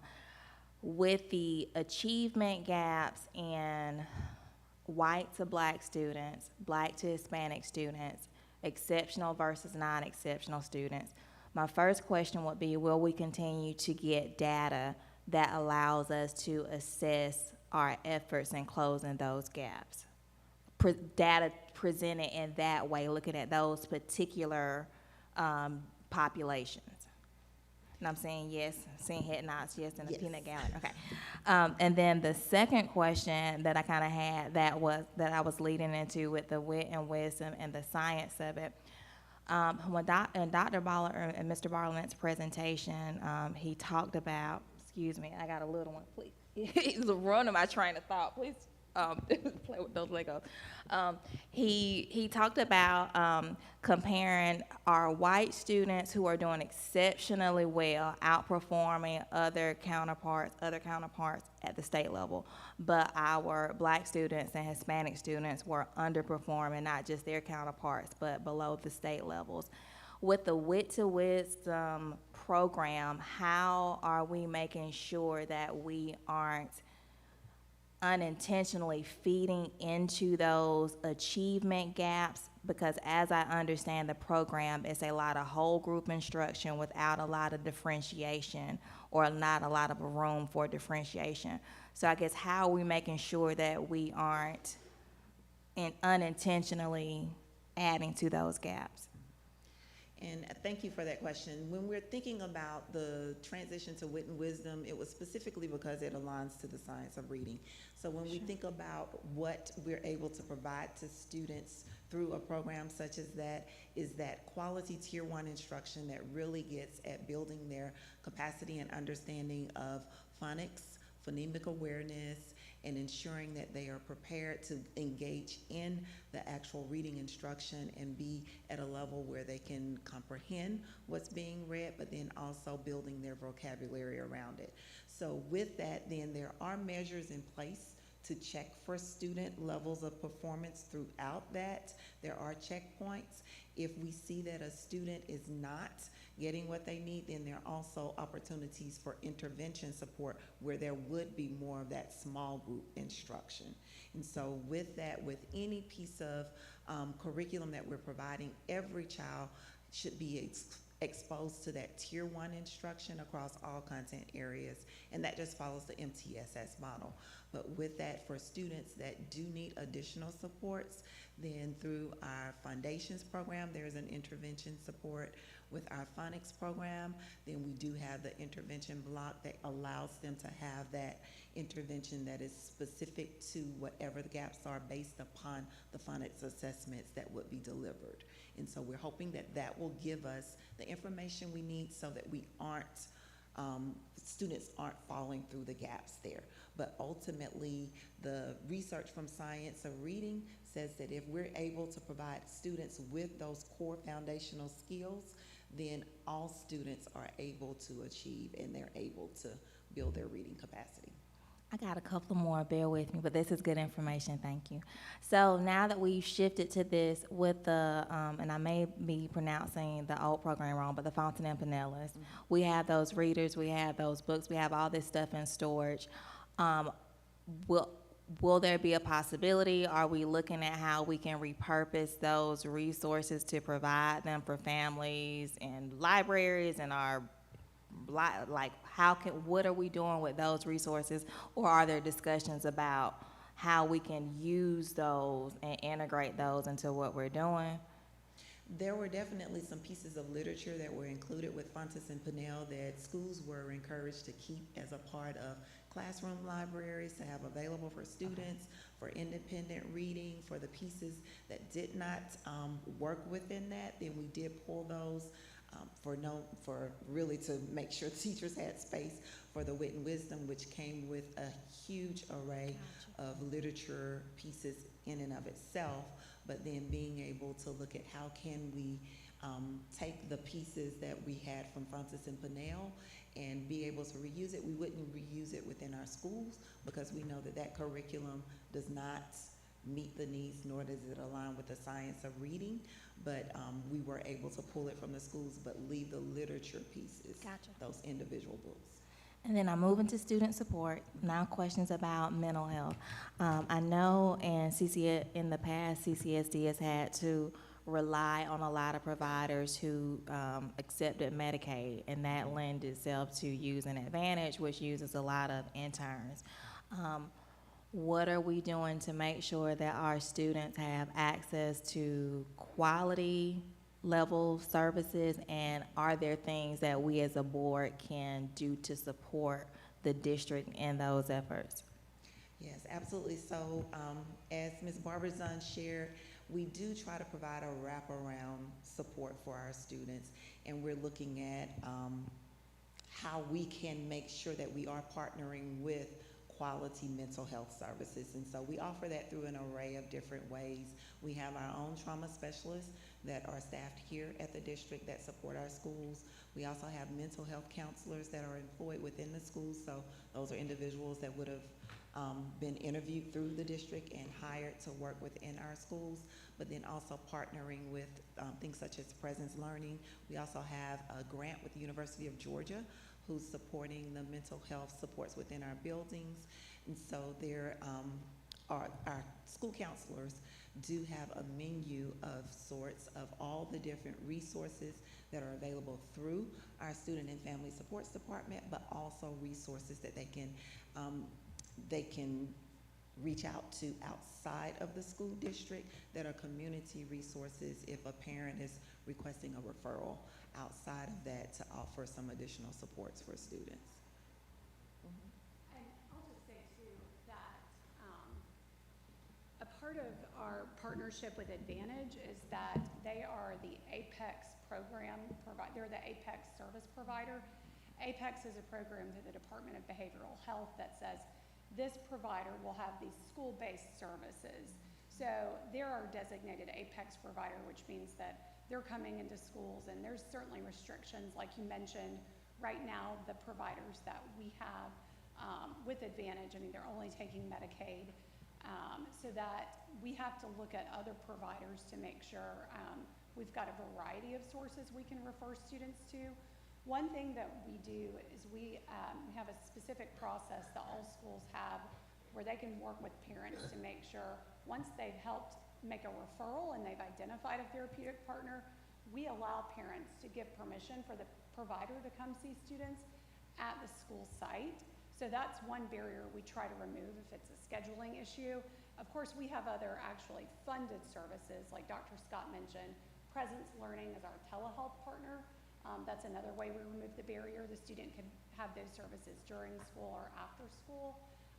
So it's really just a matter of us working individually with each family to find a fit for them. If anyone's ever engaged in mental health care services, you know that just like any other healthcare service, you really need to have a strong connection with the provider. And so what we've had to really do is to work with families and the students to help them. If it's not a right fit, we've had times where we've provided 2 or 3 referrals to help find that match. And so it's not always a one and done, but that is one of the reasons why we do have Advantage as a strong partner, because they're the apex service provider through the Department of Behavioral Health. My last question, State, because I think it's for you. Maybe. So I know that we do a really good job of supporting the Department of Family and Children Services and make sure that children are safe if they've been mistreated.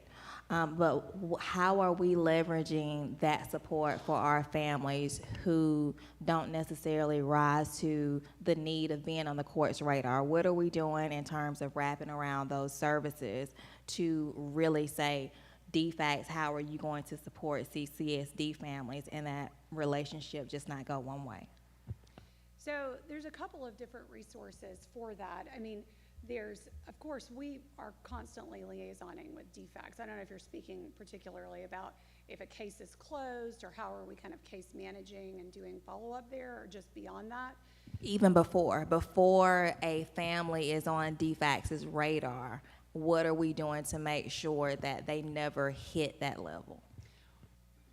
I think that's kind of an interesting question, because of course there's the piece of mandated reporting that, you know, we have incidents that occur that just fall under that scope of mandating reporting, that it's not that we're even aware that maybe there's a potential abuse or neglect piece that may be occurring. But I would say a lot of what I think you might be referring to is more of on the neglect side, like families where there's a need. Like, let's say if there's an issue, I'll give an example, after school care, and we have a student that maybe comes back to the school from a bus route, or there's other things that we're like, okay, this is being identified as a need where the family needs more resources and supports. We heavily utilize our social work department in that area and a variety of community partners to see how we can then resource the family. Again, it's always so individual, because its needs, it could be a need from, you know, like it could be a need to assist with perhaps a power bill, and we need to plug in with community partners and look at resources for that. It may be a totally different resource. Of course, it could be a McKinney-Vento situation where it's a loss of housing. And we provide a lot of just ongoing fluid support. Our social workers frequently go out to homes, and we try to go and meet families where they're at, but everything is very specific and nuanced depending on the need of the family. And I guess, if I may intervene, I'm sorry. Oh, sorry. I had too many questions. I thought that's what we were supposed to do. We are, but I want to be sure that other people have an opportunity to ask questions as well.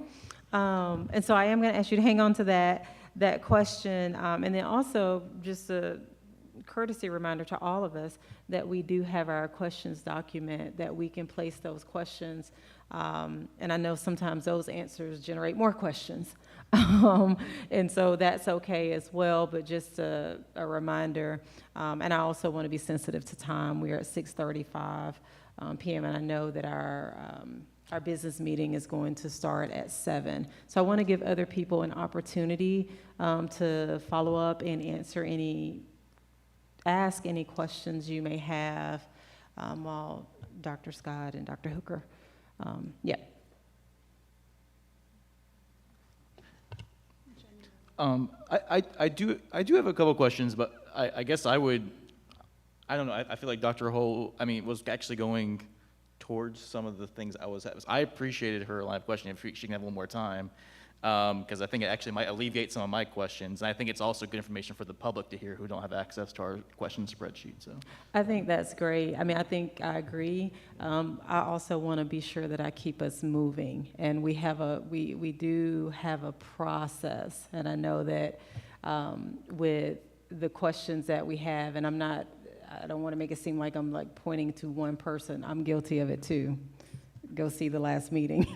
But I just want to be sure that everyone has a chance, and then certainly if there are those remaining questions, I think that would be fine. But I do want to be sure that we're starting close to the time that we've also told the public we would be starting our business meeting. Okay, well, I'll go quickly through mine, but hopefully we can get back to Nicole's. So I had, going back to the ISG presentation on the LSGTs, I do, and I know Mr. Bartlett's not here to answer, but hopefully I'll put these also in the spreadsheet just so we can get a little information there. But with the LSGT, I have heard from some parents, and once I tried to myself, definitely experienced some difficulty in finding information about the different LSGTs, updated information, updated minutes, meeting notices, agendas, and actually, at least for me, when I go to the website, I can't access any of those documents. It comes up with you need to have permission given to you by Google. So I think that is very problematic. It's something that needs to be dealt with and something that we really need to be on top of, because I think we've seen trouble with recruitment for LSGTs, a lot of it because of it needs to be a little more accessible, it needs to be a little more out front, in front of the community. And I know we try to at different times, but if it's difficult to get that information, it's going to get difficult to have people serve on those. And I was going through and saw that there we have especially when it comes to the parental seats, quite a few vacancies. I think 20 vacancies across all of our schools. And so I was curious if that's updated with the rosters, because there's a lot of vacancies on there, a lot more than what was in the presentation. And then also, do we have somebody overseeing that website in general, or is this completely falling on just the individual LSGTs to be able to update their own? Because that leads to some inconsistencies. So within the department, updating the website is within Mr. Bartlett's department. And so I'll definitely bring those to his attention just to make sure that all of that information is up to date as it relates to the minutes and agendas that are linked there. Then the individual schools are responsible for their minutes and agendas. So there's not really anything they need to do on the website side of it as much as making sure it's placed in their individual school folders. Okay, well, at least whenever I click on there, it says I don't have access and I need to request And we'll access. remind principals that as they put it in there, make sure they change the access so that it's public. Okay. So that's not a problem. Thank you. Yeah, and similar to that, I think it would be helpful if we had because it says like if you want to know when the meetings are, you have to email a chair to find out when a meeting is. I think that's also difficult and not extremely transparent. And I know, again, we're all busy, but if we're really prioritizing these LSGTs as a high-level part of the governance of our schools, I just feel like we need to have a little more of the infrastructure there, especially the transparency infrastructure, to the same level as, say, the school board has. I think it'd be very problematic if nobody could actually read our minutes and agendas and such, and if we weren't posting when our meetings were. So yeah, I would just love to see a little bit more focus on that, and I think that will really help with the recruitment. Absolutely. Thank you. Thank you, Dr. Scott. And my last question might be for Ms. Bubazan also, and that was with, I know we talked about the relationship with ACCPD with reaction and trying to build that relationship, keep that. I wondered if, are we trying to utilize the alternative response teams, again, trying to have that trauma-informed approach. Are we using alternative response teams whenever we need to have a police or law enforcement presence in the schools? We are not using that team. Is that something we could look into, I wonder? I mean, the alternative response teams are intentionally created for a low trauma reaction kind of law enforcement presence, and it seems like the exact kind of situations that alternative response teams are kind of created for. So I'd love if we could be exploring that. Absolutely. Thank you. Dr. Yeager? I don't have any additional questions. I'll put them in the questions document. Ms. Davis?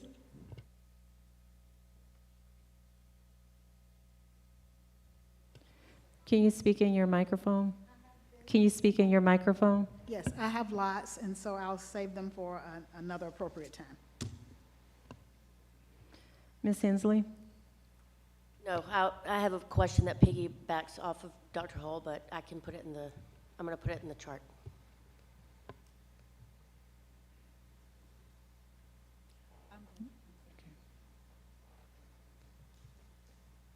All right. Ms. Hall, would you like to ask your last question? I'll not, I'll wait. Okay.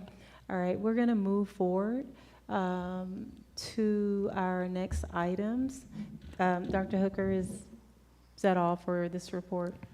Yes, I just want to thank Dr. Scott and her team for the presentation. And as a governor's team, I would like to say to you, we have work to do. As you look at our academics, our focus is on student achievement. If we would focus on those things, I believe we will see increase in our student achievement, but it's going to take us working as a team to ensure that we support our departments here. As they stated earlier, they're boots on the ground. They're in schools every single day. I go out there, I see someone from one of those divisions in schools that I visit. So I'm excited about the direction we're moving in, but as a team, our focus is student achievement. Thank you.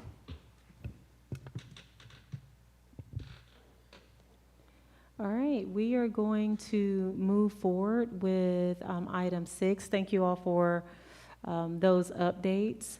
There was a lot of good information, but a lot of information. And item 6, these are our business items for discussion and possibly for building the consent agenda. And so we'll start with item A. These are our September 4th work session meeting minutes. Do we want to keep those on consent? Consent. Okay. The financial report.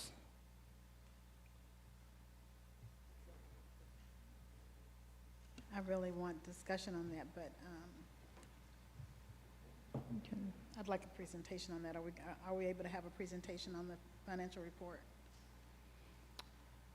I think with the financial report, if you have any questions that you can ask right now, but if we run into where it's a time issue, Ms. Davis, we also probably should put it separately then so that it can be discussed at the business meeting more. Thank you. Do you have any questions that you would like to share? Okay. So the financial report, we'll pull that from consent and vote on that individually. Personnel.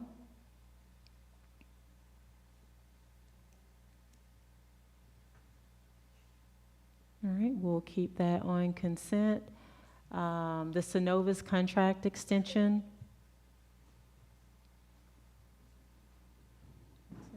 No follow-up questions about those?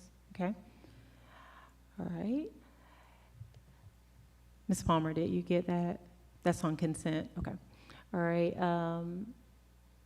The Georgia Power costs, Cedar Shoals.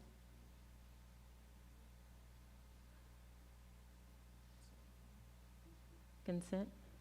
Okay. I see heads nodding, but I saw Mr. Denson is consent. Okay. All right. Consent. Yep.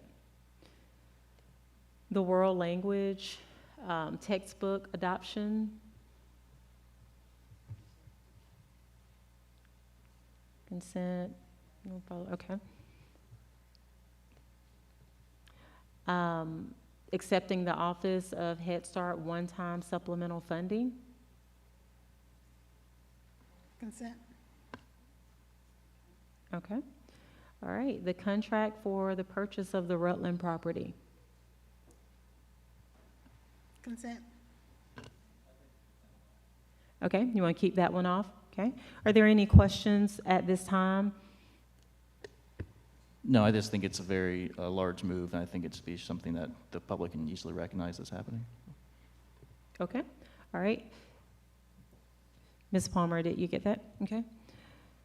All right, field trips. Consent. All right.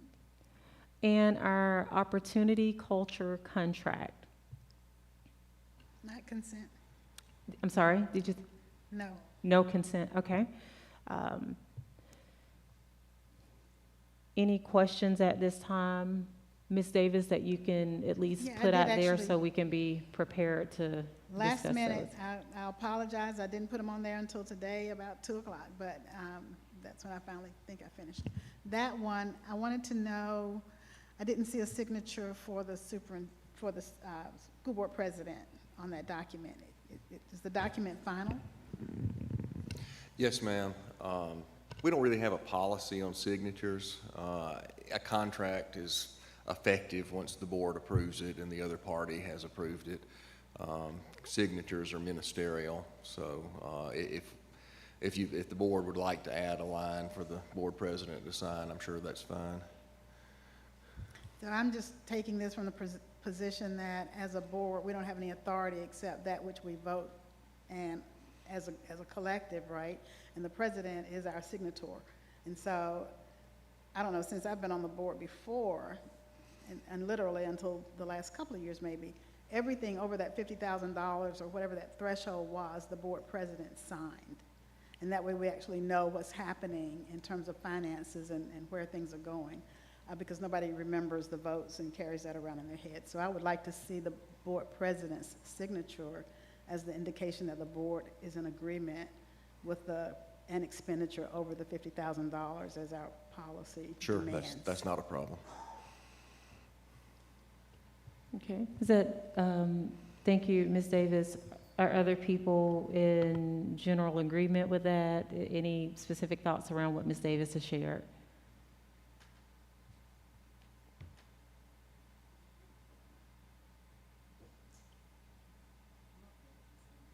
Okay. Yeah. Can't remember the other 2 questions, but okay. Okay. That one is definitely one. One of the ones in there? Uh-huh. Okay. And it was something else. Can anybody see the document? If you'll just tell me what those other 2 questions are, we can get those knocked out. What, can you restate that, Ms. Davis? Yeah, I can't get my document up, so if Tish has it, she's gonna tell us what those other 2 questions are. And they have been answered. The ones from 2 today have been answered? Okay. Okay. Yes, yeah, what operational costs and that, oh, that's a nice long answer. All Okay, right. so we're going to go ahead and pull this from consent, and that way, if we need to follow up and discuss this more, we can, and that'll give Ms. Davis also and the board an opportunity to review the answers. I haven't looked at them, so, okay. Okay, that's great, thank you. Okay. Any other questions related to the opportunity culture contract that can be placed out there so that the team can be prepared to answer those? Mr. Denson? Mine would just be the reasoning for why it's a sole source contract. But, yeah.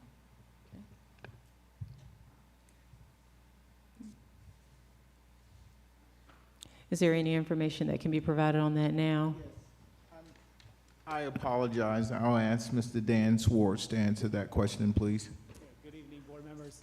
They are sole source contract because they are the creators. They are the creators and inventor of opportunity culture, and they are the only ones who do opportunity culture. Okay.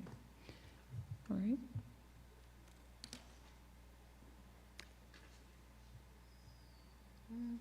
Okay, and so that item is going to be off of our consent agenda correct, Ms. Palmer? Is that what I hear? Okay. All right, and then lastly is our amended contract for the sale of 585 Prince Avenue. I think I recall getting an updated email. I think this was for this property. However, do we want to keep this on consent, or do we want to pull it? I just have a question. Okay, Ms. Davis? Is the contract as is, or was that the term of the contract originally? This is the contract. After the buyer had it appraised, asked for readjustments based on the final appraisal. Thank you. Okay, are we keeping this on consent? Okay. All right, we are at our last item, at least for the work session, and that is adjournment. We are adjourned at 6:52, I'm sorry. And we will restart back up in a few minutes. Thank you.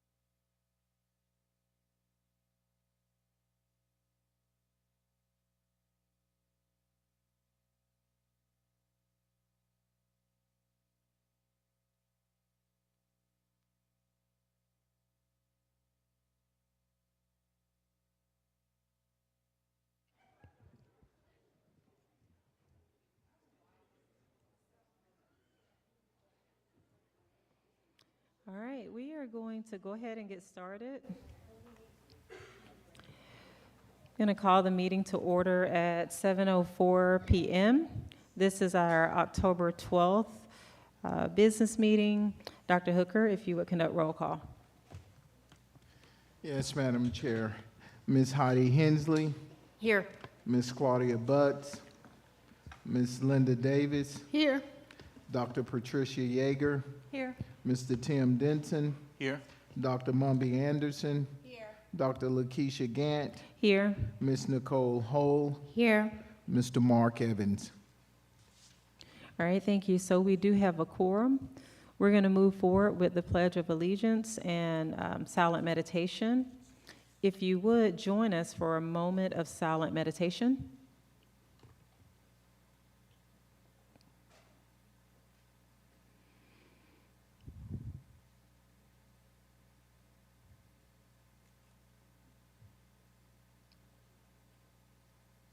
Thank you.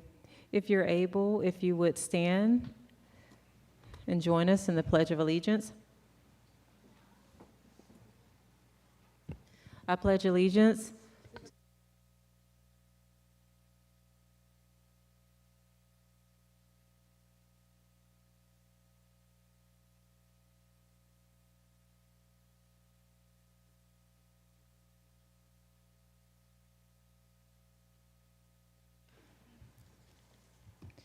Thank you. Moving forward to item 4, these are our recognitions and awards. Dr. Hooker. Thank you, Madam Chair. At this time, I'll ask Dr. Moore to come to the podium and recognize our recipients for tonight.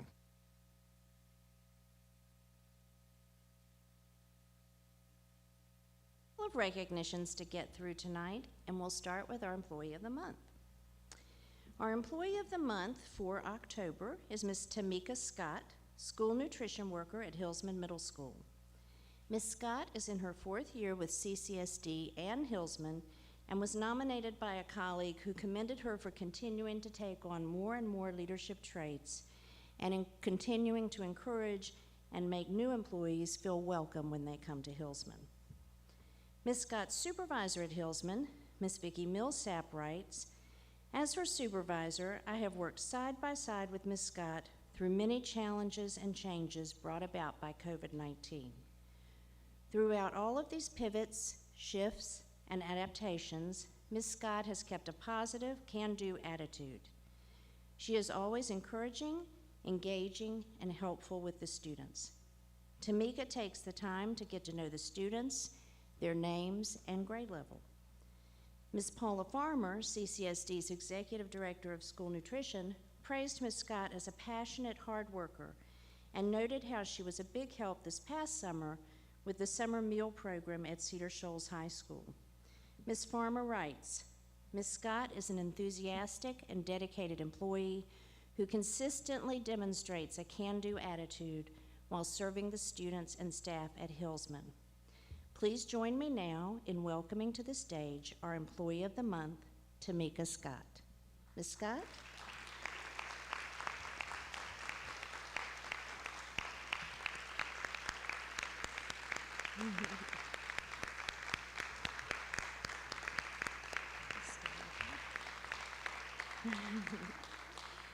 We'd also like to invite up Ms. Paula Farmer and Hillsman Assistant Principal Dr. Randall Wilkins for photos. So stay right there because we have one more surprise. Ms. Farmer, is Mr. Wilkins here? Pardon me? Watkins. I'm sorry. No, Mr. Wilkins is not here, is he? And apparently neither is Mr. Watkins. Oh, no, there he is. Well, it's been a day. Sorry about that. All right. Now stay right there. Did you get some photos? Because we have one more guest and a surprise for you. So I'd like to welcome to the stage now Mr. David Bradley, President of the Athens Area Chamber of Commerce, who has a bag full of great things from our community partners. Now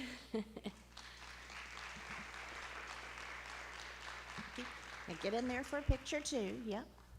And we are very thankful for the continued support of the Athens Area Chamber of Commerce and of you, Mr. Bradley, and your staff. Thank you all so much. Wait a minute. Do we want to, let's stay right there, Miss Scott, and why don't you all come down and let's have a picture taken with her. Your picture's going to be everywhere by tomorrow. Is that okay?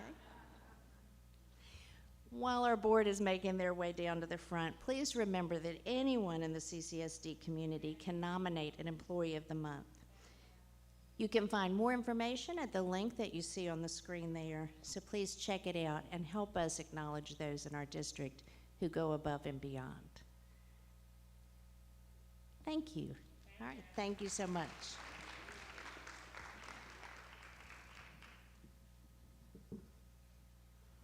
Next tonight, we'd like to recognize another special CCSD employee who has dedicated his entire professional career to serving Clark County children.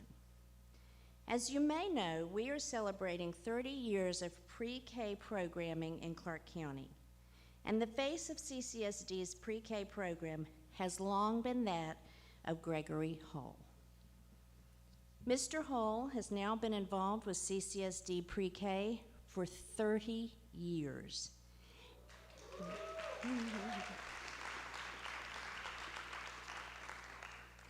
And has been the pre-K coordinator for 20 of those years, having taught in pre-K classrooms prior to his current position. And Mr. Hull, I'm going to ask you to come on up front and center while we say some more about you.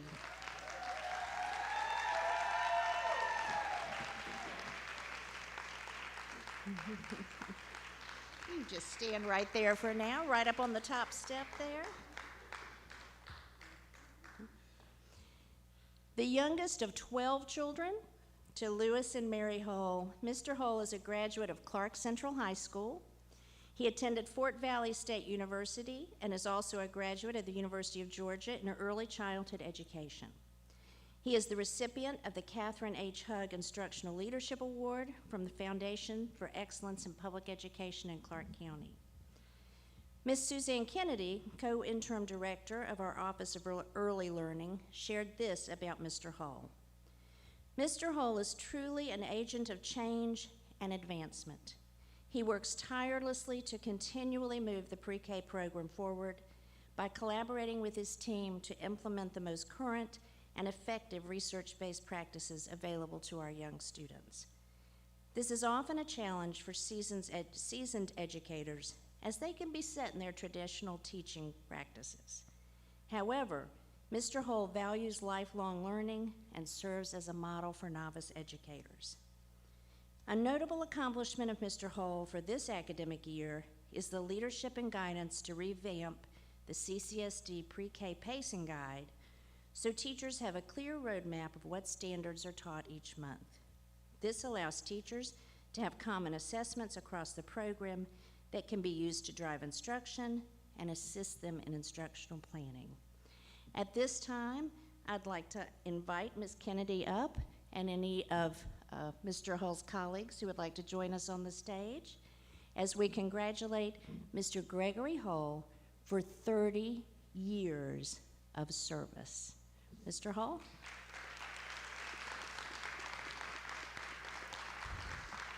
And I'll ask our board to make their way down one more time. And go on up, colleagues. This is his team. Yeah, come on down, board, and we'll get you in this picture too.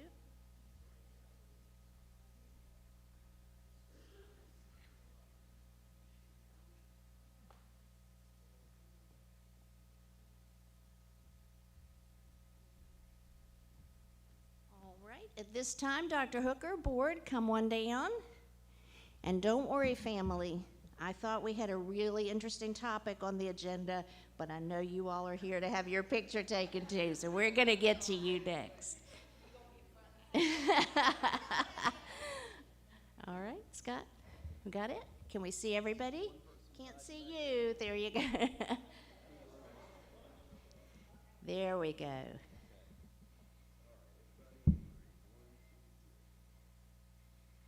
Thank you very much. And at this time, If Mr. Hall's family and any other supporters would like to make their way up for a group photo, we invite you to do so. Come on, Hall family, don't be shy.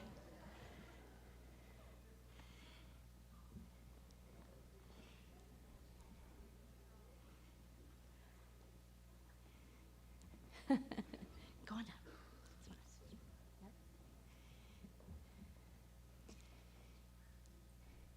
And again, as your family is making their way up, let us just once again say thank you. Thank you for planting those seeds that are so important and then staying around to watch them grow.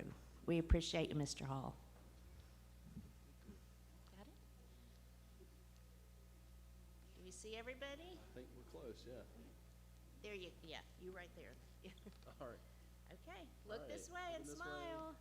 Say, here's to 30 more. There you go. Wait a minute, one more. One moving. Okay. All right, on three. 1, 2, 3.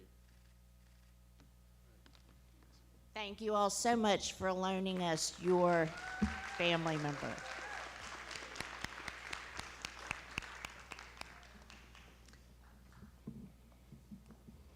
And finally tonight, we'd like to turn the floor over to Mr. Luke Edwards with the Georgia Department of Audits and Accounts, who will be presenting CCSD with the Award of Distinction for Excellent Financial Reporting for the fiscal year that ended June 30th, 2022. And I'll ask Mr. Greiner to make his way up as Mr. Edwards makes his way to the podium.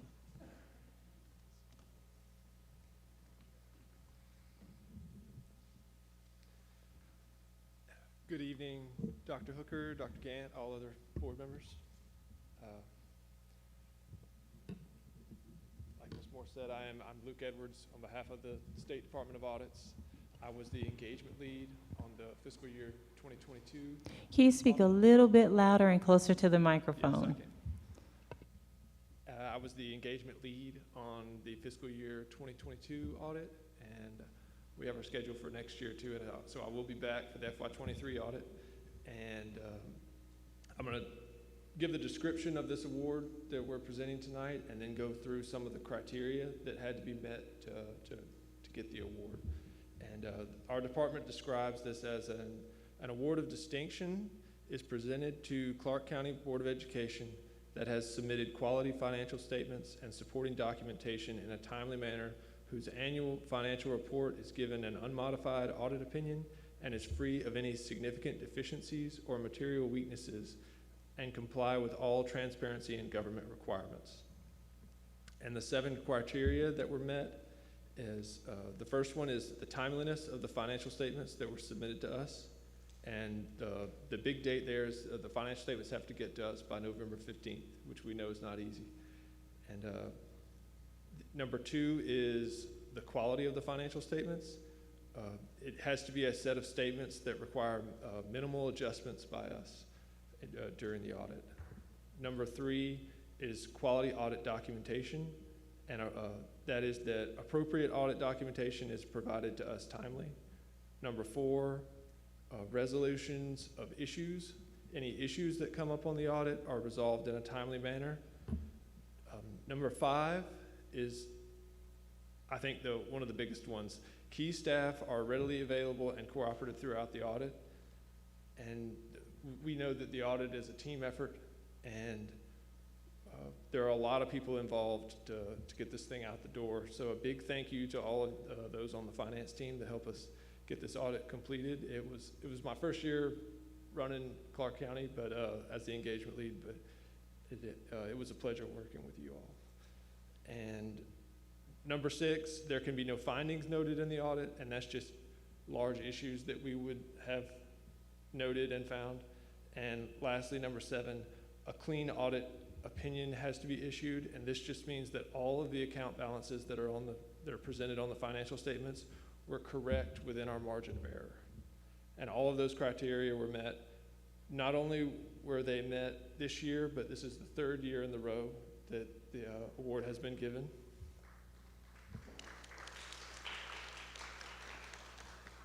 So definitely a big congratulations on that. The the Department of Audits, we do over 140 school board audits, and only about 25 to 30% of those get this award. So it's kind of an elite club, so congratulations.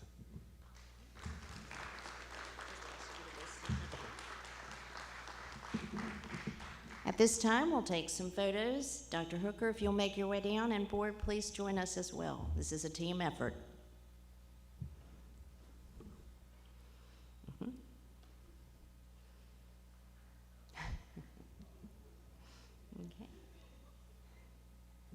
Okay, come on over. You're good. Yeah, come on in. Scott's quick. Here you go. There we go. Okay. Look this way. 1, 2, 3. Thank you all very much. And thank you, Mr. Edwards, for coming down to recognize the hard work of our finance department.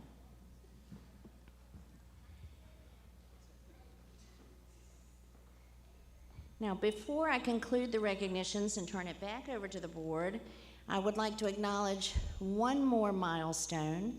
This week, we celebrated Dr. Robbie Hooker's one-year anniversary.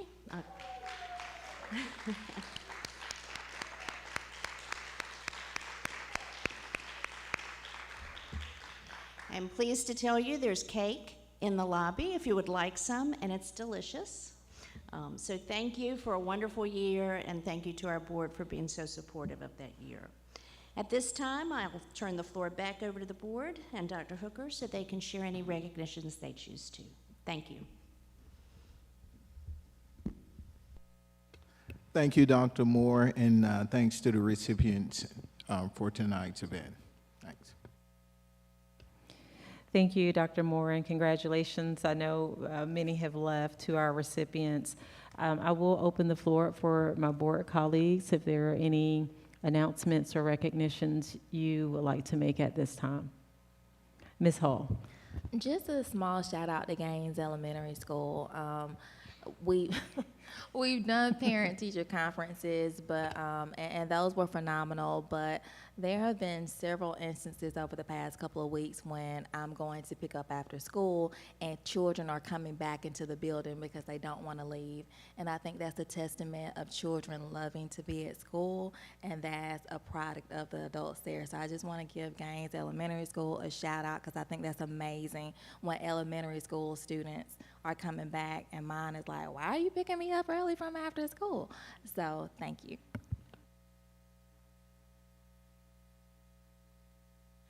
Thank you. It's awesome, always awesome to hear about the good things that are happening. Others?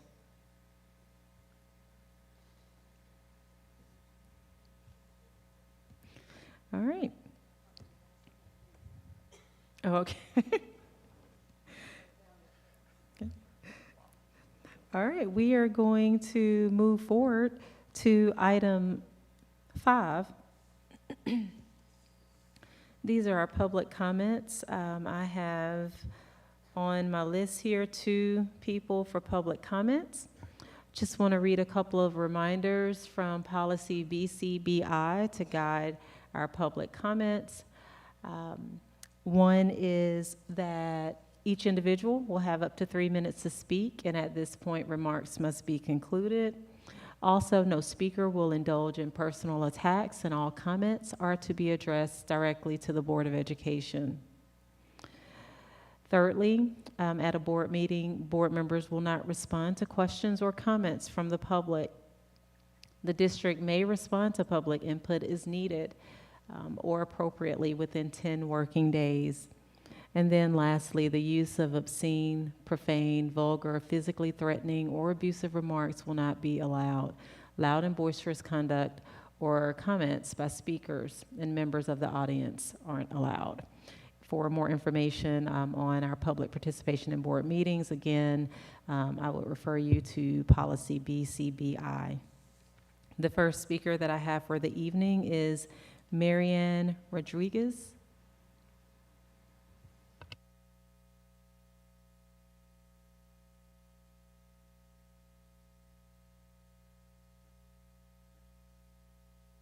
Yes, hold on 1 second.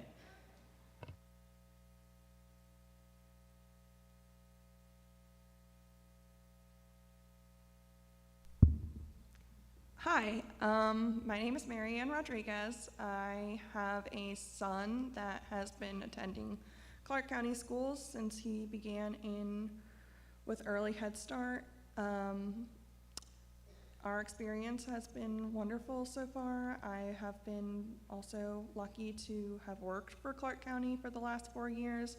I am currently a student support technician at Barnett Shoals Elementary School. Recently, I have received a call from Max's direct support teacher saying that we needed to have an IEP meeting, as my understanding was that, I'm nervous, that they were eliminating direct pullout.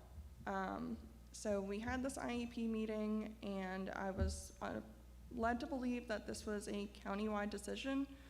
I don't agree with this decision. I am, as you mentioned earlier, this is not a discussion, but I just wanted to make aware that many of my colleagues do not agree with this decision as well. And additionally, my son has verbalized that he does not agree with this decision. He is now in 5th grade, so he's at the age where he is able to say it is extremely distracting, it is not beneficial for him. He doesn't understand why this has happened, and at the precipice of him going into middle school, I have to be extremely concerned about the progress he's made and the regression that I'm already seeing occur less than a month of this system occurring. I know a lot of parents who are too busy, too tired, are not working in the school district, do not understand what an IEP, what direct pullout, what any number of these things are. And so when they're pulled into these meetings, they just go nodding dog. They don't want to argue with a teacher who they believe has their child's best interests in heart. So I just had to speak on behalf of not only my son, but all the other parents who may not know what this means and how it's not benefiting their child. Thank you. Thank you.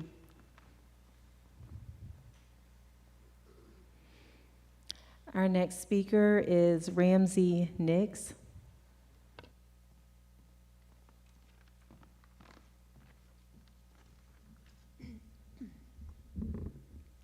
Hi, Dr. Hooker and members of the Board of Education.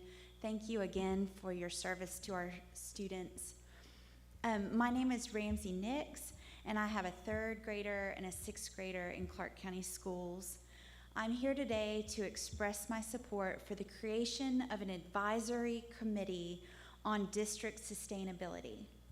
Such a move would be a huge step toward a healthier, more equitable, and fiscally responsible Clark County School District. Since parents, students, and community members first presented this board with a clean and renewable resolution for Ccsd last May, climate change has wreaked havoc. This was the hottest summer on record. We saw smoke from Canadian wildfires in our backyards. September temperatures stunned scientists, leading one to describe it as absolutely gobsmackingly bananas. The future climate projections my 8th grade science teacher illustrated on the blackboard more than 30 years ago are here. And our kids are suffering the impacts of poor air quality, scarier storms, and the prospect of an uninhabitable future. It's just past time for adults to act. We know that burning fossil fuels causes climate change. We know the price of renewable energy has fallen lower than fossil fuels. We know there are state and federal funds available right now to support clean energy transitions. We know clean energy jobs are growing faster than the pace of overall employment growth, especially here in Georgia. Most importantly, we know our children are watching. Since I last addressed this board, my son met an incredible science teacher at Clark Middle School. She's taught him the truth about climate change. He knows. Now I want him and all of our kids to know that the system they most depend on, Clark County School District, is addressing this problem. Imagine what they could learn from that. Let's lead on this. Let's create this task force. Let's plan to make our school or our whole school district a sustainable success story. Imagine what the world could learn from us. Thank you.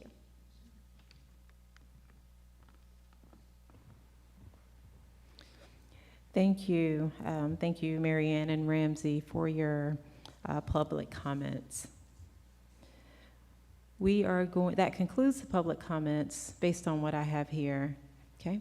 We are going to move forward to item 6, which is to amend and/or adopt our agenda. The floor is open. I move that we adopt the agenda as presented. Second. Okay, we have a motion by Ms. Hall, a second by Ms. Hensley. Further discussion? All in favor of adopting the agenda as listed before us, if you would, raise your hands and say aye. Aye. Aye. Any opposed? Okay.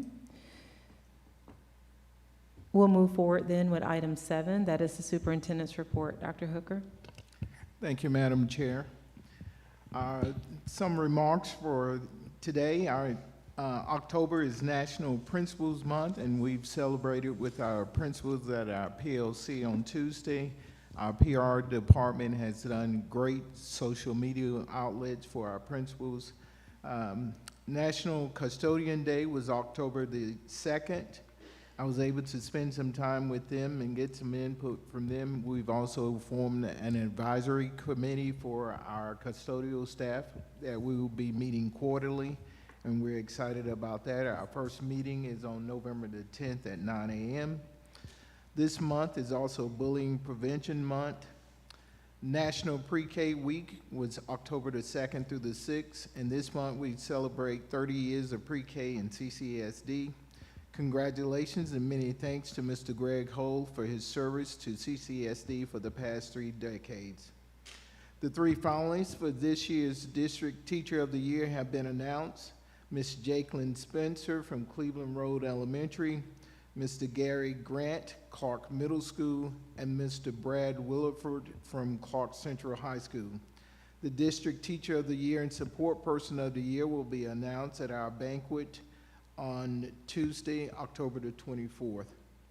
This week, all Georgia seniors will be receiving a letter with information in which colleges and universities they are eligible to attend within the TSG and USG system as part of Governor Kemp's Georgia Match program. I've included more detailed information in this week's board update for your information. Before our next meeting, we will gather to celebrate the renaming of the Johnny Lay Burks Elementary School and the Betty Henderson Holston Elementary Schools. Those ceremonies will take place on November 3rd, and I hope that all of you will be able to join us for this occasion. And of course, congratulations and many thanks to our Employee of the Month, Ms. Tamika Scott, a member of the school nutrition team at Hillsman Middle School. Finally, the Foundation for Excellence in Public Education will be honoring all 2023 teacher and staff winners at their annual awards reception to be held Monday, October the 16th at the Linden House beginning at 5:30 p.m. Look forward to seeing you there. And that concludes my announcements for today, our comments for today. Thank you for those updates. Any questions for Dr. Hooker? All right, we'll move forward to item 8. This is our consent agenda. The floor is open for a motion. I move that we approve the consent agenda as presented. Second. Okay, we have a motion by Ms. Davis, a second by Mr. Denson. All in favor of approving our consent agenda, if you would raise your hands and say aye. Aye. Were there any opposed? Was that unanimous? Okay. Okay. Yep, she did. Yep. All right, Ms. Palmer, did you get that? Okay. Item 9, these are our items for individual vote. The first item is the financial report. I want to, I guess before we open the floor up, I know there were some questions related to the financial report. So I want to open up the floor, and if there's any additional information you want to provide at this time. Now, looking forward to the questions, and I'll ask Mr. Griner to address any questions or concerns any board member may have. Okay, thank you. Are there any questions? I'm sort of looking and going from this way, from Ms. Hull's way. Mr. Denson, any follow-up questions? Dr. Yeager? I was just going to say, this is the first report I think at least I've seen from Mr. Griner compared to what we were seeing last year, and we're really happy to have you. Thank you for being here. And I guess it's a lot of columns of numbers, and we used to get some graphs and see where we were in the annual, and I wondered if that was possible to perhaps include in the future. Yes. It was really, the graphs were really helpful. Yeah, I can definitely do that. I was kind of tweaking this. This is the year end, so I was kind of playing with it a little bit. I knew Mr. Schooneman had kind of adjusted the format the last couple of years. Yeah, he spoiled us. Yeah, so I'll definitely work on that for Great. the November presentation. Not a problem at all. Thank you. Thank you. Ms. Davis? So thank you for the report. I'm really excited about it, and it says 6/30/23. And we is really close to finishing up September. Well, we finished September, so we're moving there. So about 3 months is what we're running in arrears. Is there any particular reason that it takes so long to get the reports? Yeah, this is, Ms. Davis, that's a great question. This time of year, with the year end June 30th, we can't really close out our fiscal year end until September. Due to generally accepted accounting principles, there's certain items like accounts payable that get paid in July and August that may relate back to last year. Our salary and benefits, we have to accrue 1 month of those just based on our payroll. The state requires us to submit our final numbers to them by September 30th for June 30th. So we submitted those on September 27th, which is typical. That's what we've done in the past. I think last year we actually submitted them on the 29th. So what I propose for next year, we haven't done this in the past. I know when I was here in 20, I don't think Mr. Schooneman, I would propose doing an update in July and August, just kind of a brief update. In the board update that y'all will receive tomorrow from Ms. Palmer, you'll have the September financial summary in there as well. Great. You'll get the full financials will be presented at the November board meeting, which will have all the reports and graphs. But you'll just get kind of a quick summary. We closed the month of September this week. So my goal would be to close the month within 10 to 15 days. Unfortunately, the way our board meetings fall, we're probably always going to run 1 month behind on the full financial statements. It's just hard to get to the 12th with a full set. And I know our goal is to get stuff to you a couple weeks ahead of time, which makes that almost, there's just not a way to. So most districts, the ones I've been associated with, always run 1 month behind. This time of year it is very typical to present July, August, and September, but I think it would be important to have like an update next year for July and August, just so you don't go. I totally understand the question, going 3 months without financials gets a little. I mean, we're in great financial shape, but I understand, why that would be a concern when you're not seeing the numbers, because you don't know that. I'm in it every day, but y'all got a lot of other things going on. So I'm grateful that you're in it every day, and I'm definitely not trying to move into that space, but yes, to just get that quick something every month to let us know we're either on budget, off budget. And so I really do appreciate the format that you're following, but again, the graphs would be kind of helpful too. I didn't see fund balance, and is that just something I overlooked?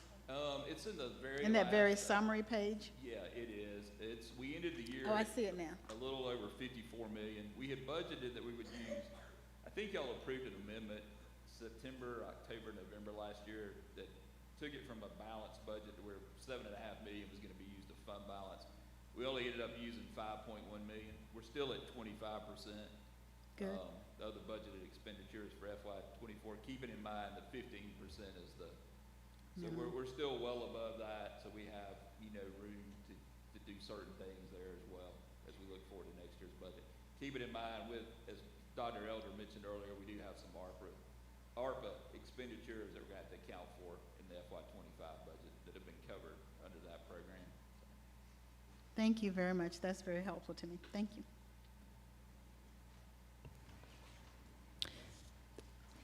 Mr. Denson, go ahead. Just want to make sure what jumping about, but I did catch one thing in this, and honestly, I'm guessing it's probably just a scrivener's error, but on page 10, with the invoices paid over $10,000, number 5 and 6, both to Georgia Power Company, have two amounts right around $32,500 with the exact same invoice number. So I just wanted to make sure that we weren't somehow getting doubled up. Yeah. Yeah, we definitely hadn't, because I know the bank accounts are reconciled through the end of September, but I'll look at that.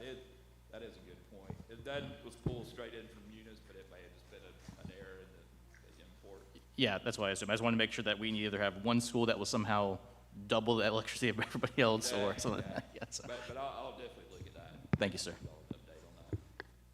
Thank you. Any other questions or comments? Ms. Butts? Okay. Ms. Hensley?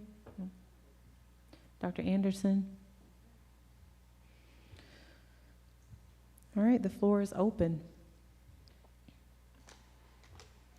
Do we just? Oh, wait, am I out of order here?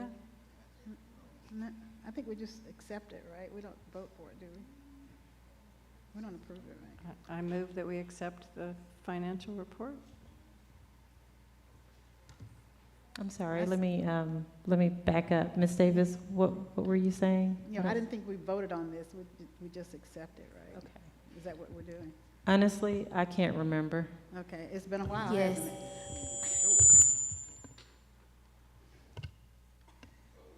We vote? Okay, I vote that we accept the financial report as presented. Second. Yes, yeah, I know it was pulled. We've had this debate before, question before, like financial reports, do you vote on them, do you not? And honestly, I just couldn't remember. It's been a while, so I apologize. The floor is open. Did you make a motion, Ms. Davis? Okay, is there a second? Okay. Okay, any follow-up questions or discussion? All in favor of approving the financial report, if you would, raise your hands and say aye. Aye. Aye. Any opposed? Okay, we'll move forward to the contract for purchase of the Rutland property. The floor is open. I'll make a motion for us to accept the contract for purchase of the Rutland property. Okay, we have a motion by Mr. Denson, a second by Ms. Hall. Okay, any follow-up conversations or questions? Just say I appreciate the superintendent and working with, and our attorney working with RISA and all of these other partners to be able to take on this property. It's in great condition, and I think that we'll be able to use it in great ways, hopefully. Yep. Thank you. Ms. Hall, did you have any follow-up comments or questions? Okay, other board colleagues? I'm very happy to add this property to our inventory as we start to look expansively at what innovations we can do in our district. Thank you. All others? All right, all in favor of approving the contract for purchase for the Rutland property, if you would, raise your hands and say aye. Aye. Okay, any opposed? Okay, that motion carries. We'll move forward to item C. This is our opportunity culture contract, and I know this was also towards the sort of the end of that work session agenda. So I do want to open up the floor for any clarifications, any additional information first before I call for a motion. Any questions, follow-up discussion?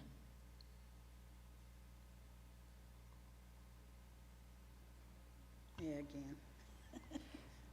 Ms. Davis? Yes, I'm looking for my question again. Okay, I have it now, I think. All right, so we had talked about that it was definitely the signature thing, the approval piece on this. What does this really do? It really is professional development or training for our teachers? Is that essentially the scope of this project? And it's what triggered my thoughts on this, of course, is again familiarity with something that looked like this opportunity culture program in place, and what used to be the what do you call it, open classrooms. So when we build a staff around giving aid to the students, what is the impact on the building itself, on the students themselves? Do we have to do anything to adjust to make this work better? Are they confined to that one classroom? And so again, I know that's way into operations and how you're going to do it, but I'm concerned about are there some costs here that we're not seeing as a result of trying to implement this? And my second part of my question was, we seem to be in a pattern of implementing things in 3 schools. And if it's something that's going to change the trajectory of our children for learning, is there another way to approach this so that it could be implemented across maybe all of the elementary schools, all of the middle schools, and then, you know, let that kind of cascade down as we're moving through, getting it into every grade, maybe do it by grades or something. I'm just looking to see a higher impact on our kids and learning quicker. Does that make sense? Yes, thank you so much for those questions. And I have Mr. Dan Swartz, who's been affiliated and worked with this, so he can give you more background information. Mr. Swartz. Thank you. Great question. So first, it is not the open classroom model of the 80s. I do want to draw our attention to the strategic plan. The words couldn't be better with the idea of optimizing talent. So that is really what the essence of opportunity culture is all about. Can you speak a little bit closer to your microphone for us? Yes, sorry. So first, opportunity culture is not the open classroom model. It really is focused on optimizing talent, which I love the strategic plan and those really exact words. The essence of opportunity culture is maximizing our most effective teachers across our schools. And it is a career pathway to keep teachers in the classroom connected to students as long as possible. And thirdly, I think your last question around just 3 schools, this is a pilot. We want to start with 3 schools, but we would love to see this expanded to every school within Clark County, but we want to make sure that we implement this with fidelity, and so we want to start with 3 schools and then continue to move on based off of need and interest from each school.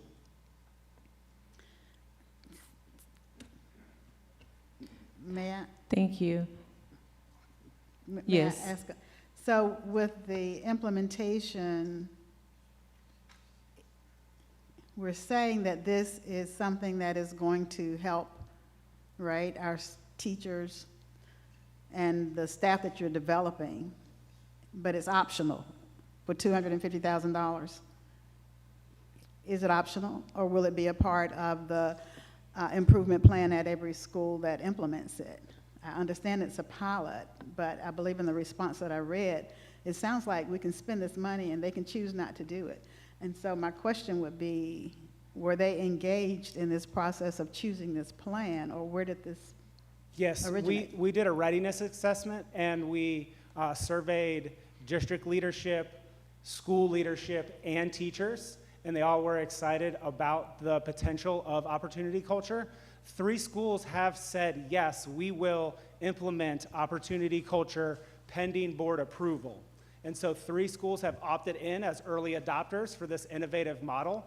And then from there, we have other schools who have said, I'm very interested, but I don't know if this is the year, and I also want to see how it goes with other schools. And that's typical whenever you look at implementation of innovative models. So we're excited that 3 schools, potentially 4, have committed to this, and that a number of other schools have said we're very excited about this, and we want to continue to see this through. So for the teachers that participate in this and receive this training, are there certifications that will end up bringing net pay increases to these people? Or? It's more of a career pathway and a strategic staffing model than it is a professional learning. So, but yes, they will also receive professional learning around how to assume these new roles and this new career ladder. And so to the district, you know, as we roll these kinds of programs out, and maybe I'll save this question because I'm really trying to understand how we can do a pilot and how do we choose the people that are going to participate if it brings a disparity in terms of how everybody else gets treated in that way.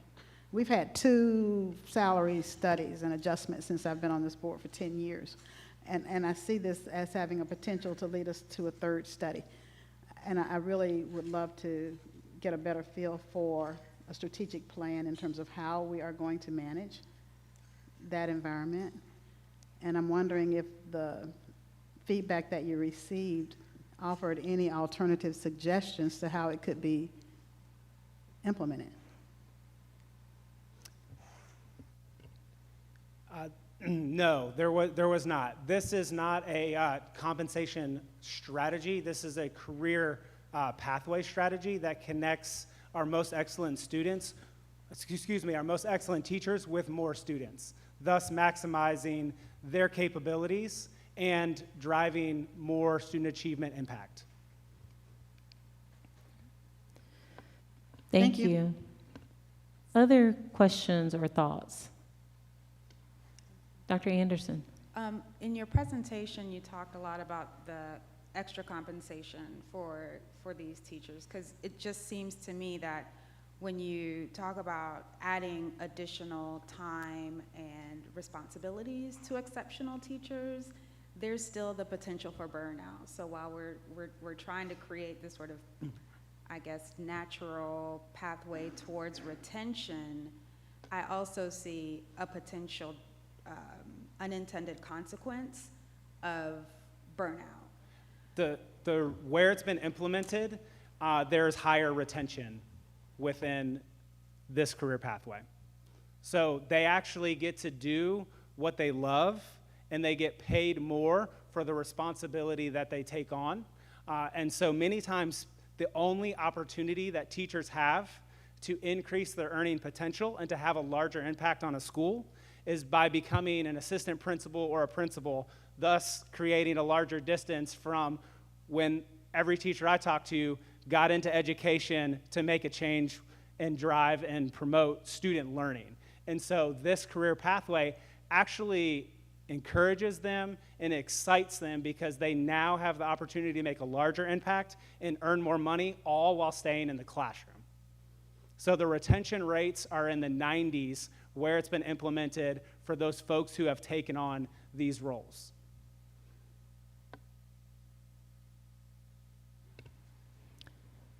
Other follow-up questions or thoughts? Okay. I think the only thing that, it wasn't really a question as it was like discussed in our, what was shared like in the presentation. Without spending the $200,000+, and because that is only the three schools, is it 3? Yeah, the $250,000 is to support the entire district and as well as individually those 3 schools. So once the 2-year contract is concluded, we now have the skills and capabilities to implement this cost-free continuing on. So that is the reason they're supporting the district, and they're also supporting the schools with weekly conversations and checkups, as well as school design sessions throughout the year, as well as support through the entire district. Okay. I think that helps a little because I still tried to work my way through everything and wonder, like, this seems like this would be something we can be doing without this particular company, right? With the infrastructure that we have with the strong leaders that we have and our principal leaders. And so I guess I'm rambling, but I guess it sounds like more capacity building, but not something that's going to go beyond those 2 years. Like, I'm just thinking the $200,000+, how do we like reroute that at some point in the future so that we can compensate those teachers? The compensation for the teachers is completely sustainable within regular budgets. So the item is for up to $250,000. We have a contract for, I believe, just under $200,000. And again, that really is, they have created this pathway, so we can work with them, and they will support the entire district as well as the initial pilot schools to implement this. At the conclusion of the contract, we will hopefully continue on and implement at more and more sites so that more and more opportunities can arise within our district for that. Thank you. All right, the floor is open for a motion.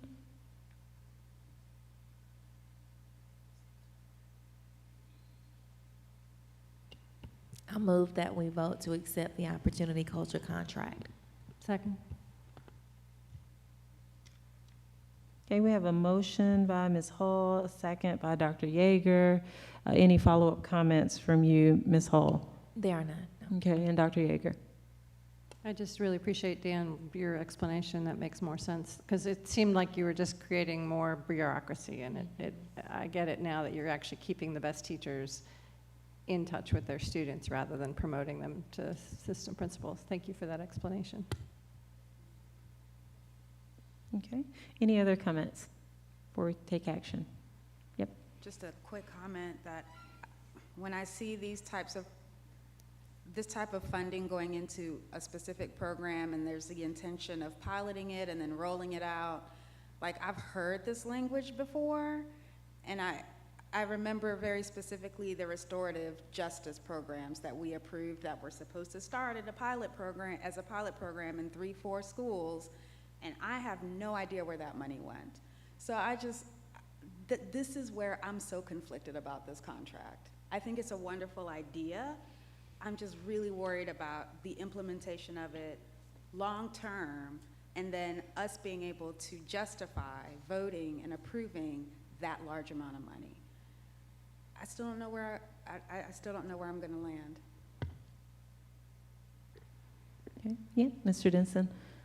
Yeah, and I think built on top of Dr. Anderson's concerns is where I have some concern with it being a sole source contract. I understand that this is the only company that makes this this specific program, but I'm sure there's also other similar programs that could be compared to it when trying to choose which source, which contract, and which program we're going to go with. So kind of compared to that same, part of that same vetting process.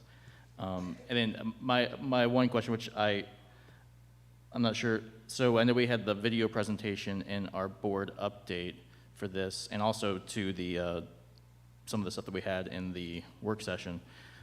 Are those public? Because I guess I'm a little concerned about us moving towards this board getting a bunch of information, which is helpful, but it being specifically exclusive just to us, and it's.